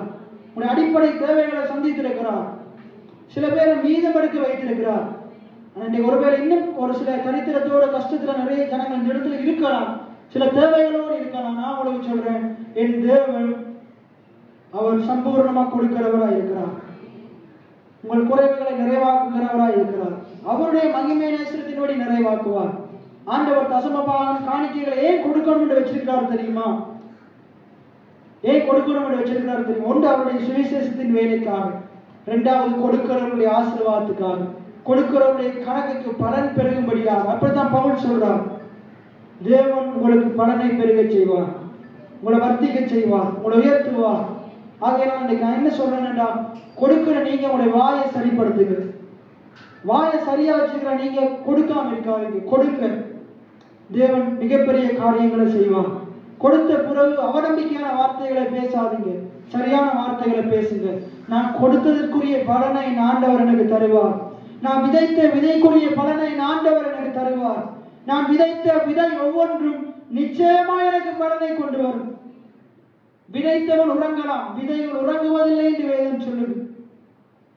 அங்க கீழே மாட்கு 4ஆம் அதிகாரத்துல கீழே அப்படியே நீங்க வாசிங்கன்னா இருக்குது, விதைத்தவன் இரவிலே தூங்கி அவன் பகலிலே விழித்தெழும் போது அவன் விதைத்த விதை அது பயிராகி முளைத்து விதைத்தவனுக்கு பலனை கொடுக்கும் என்று வேதம் சொல்லுது. நீங்கள் விதைக்கிற ஒவ்வொரு விதைகளையும் தேவன் உங்களுக்கு பலனை தருவான். தேவன் விளைச்சலை தருவான். தேவன் விளைய செய்கிறவராய் இருக்கிறார். தேவன் விளைய செய்கிறவராய் இருக்கிறார். தேவன் நிச்சயமாய் விளைய செய்வார். தேவன் நிச்சயமாய் விளைய செய்வார். இன்னைக்கு நாங்கள் செய்ய போகிற காரியம் என்னவென்றால், ஆண்டவரே, நான் உமக்கு என்னை ஒப்புக் கொடுத்திருக்கிறேன். எனக்காக நீர் உம்முடைய குமாரனை ஒப்புக் கொடுத்தீரே. என் இயேசுவே, நீர் உம்முடைய ஜீவனை எனக்காக ஒப்புக் கொடுத்தீரே. உம்முடைய இரத்தத்தை எனக்காக ஒப்புக் கொடுத்தீரே. நான் என்னை உமக்கு ஒப்புக் கொடுக்கிறேன். நான் இன்றிலிருந்து என்னுடைய ஊழியக்காரனுக்கும் என்னை ஒப்புக் கொடுக்கிறேன். என்னுடைய ஊழியக்காரனுக்கு என்னை ஒப்புக் கொடுக்கிறேன். இந்த ஊழியத்துக்கு என்று என்னை ஒப்புக் கொடுக்கிறேன் அப்படின்னு நாங்கள் சொல்ல போகிறோம். இந்த ஊழியக்காரனுக்கு ஊழியனுக்கு என்று என்னை ஒப்புக் கொடுக்கிறேன். ஆண்டவரே, நான் எப்படிப்பட்ட நிலைமையிலேயும் என் ஊழியக்காரனோடு இருக்க எனக்கு உதவி செய்யுங்க. என்னை தருகிறேன், தருகிறேன் உம் கரத்தில், என்னை படைக்கிறேன், படைக்கிறேன் உம் பாதத்தில், என்னை தருகிறேன், தருகிறேன் உம் கரத்தில், என்னை படைக்கிறேன், படைக்கிறேன் உம் பாதத்தில், உருவாக்குமே, உருவாக்குமே, உருவாக்குமே, உருவாக்குமே.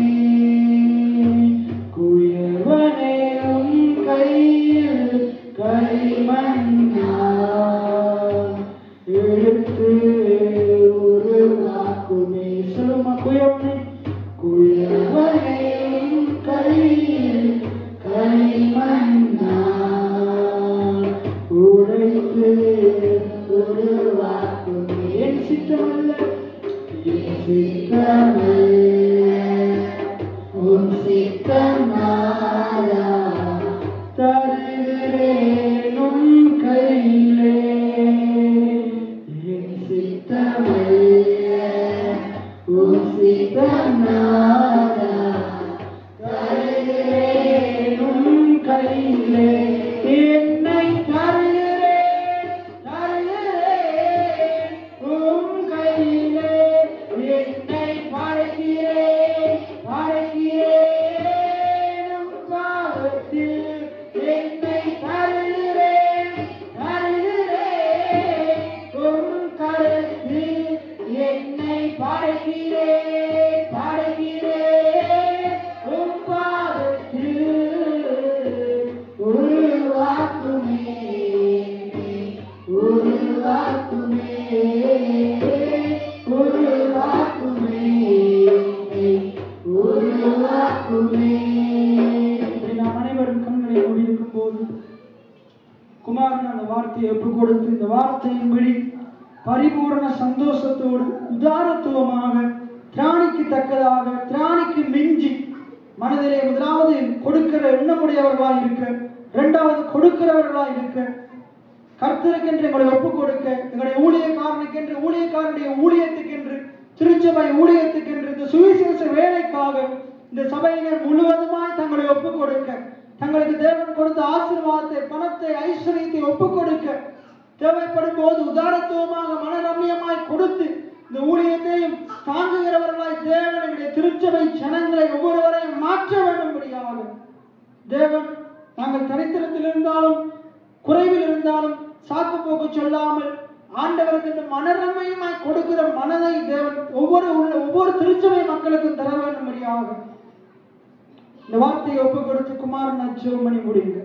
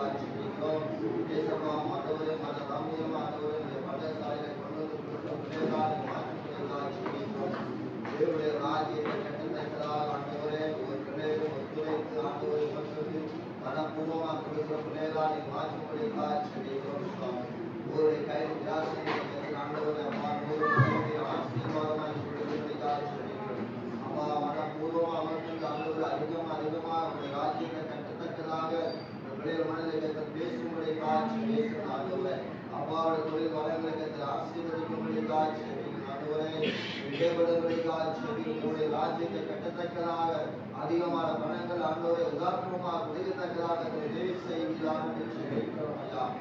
பிள்ளைகள் ஆண்டவரை அதிகமாக ஆண்டவரை உள்ளாண்டு எதிர்த்திலிருந்து ஆண்டவரை உமக்கண்டு ஏவதோடு குடிக்கத்தக்கதாக விடைபடுகளை காட்சி சுவாமி ரசோபாங்களை காணிக்கையை பணசாலையை கொண்டு கொடுக்கும் சில காத்துக்கிட்ட கஷ்டத்தின் படி ஆண்டவரை அவ்வாறு பிள்ளைகள் கைப்பற்றத்தக்கதாக எத்தனை ஆசிரியர் காட்சி வைக்கும் கேட்ட வார்த்தையை விட்டுவிடாதபடி அறுபடி கை கொண்டு அறுபடி இலக்கை தேவன் கற்றுக் கொடுக்கும்படி காட்சி வைக்கிறோம். அம்மா ஒரு பிள்ளைகளை ஆசிர்வதிங்க வார்த்தை சுத்தமான ஆசிர்வதியும் பிடித்தவை ஆசிர்வதியும் இயேசுவின் நாமத்தில் ஒப்புக்கொண்டு செவிகள் நடக்கிறார். கொடுங்கள் அப்பொழுது உங்களுக்கு கொடுக்கப்படும். ஆமைக்கு குலுக்கி சரிந்து விடும்படி நன்றாய் அளந்து உங்கள் மடியிலே போடுவார்கள். நீங்கள் எந்த அளவில் அழைக்கிறீர்களோ அந்த அளவினால் உங்களுக்கு அளக்கப்படும். கர்த்தர் எங்களை ஆசீர்வதித்து எங்களை காக்க கடவர். கர்த்தர் தம்முடைய முகத்தை எங்கள் மேல் பிரகாசிக்கப்படி எங்கள் மேல் கிருபையா இருக்க கடவர். கர்த்தர் நம்முடைய முகத்தை பிரகாசிக்கப்படி எங்களுக்கு சமாதானத்தை கட்டளை. நம்முடைய ஆண்டவராகிய இயேசு கிறிஸ்து கிருபையும் தேவன் பரிசுத்த இயேசுவே சபைக்கு நாங்கள் கொடுத்து கர்த்தருடைய பரிபூர்ண ஆசீர்வாதத்தை பெற்றுக்கொள்ள எங்கள் அனைவருக்கும் ஆண்டவர் உதவி செய்வாராக. என் ஆத்துமாவே கர்த்தரை ஸ்தோத்திரி, என் முழுவதுமே பரிசுத்த நாமத்தில் என் ஆத்துமாவே கர்த்தரை அவருக்கு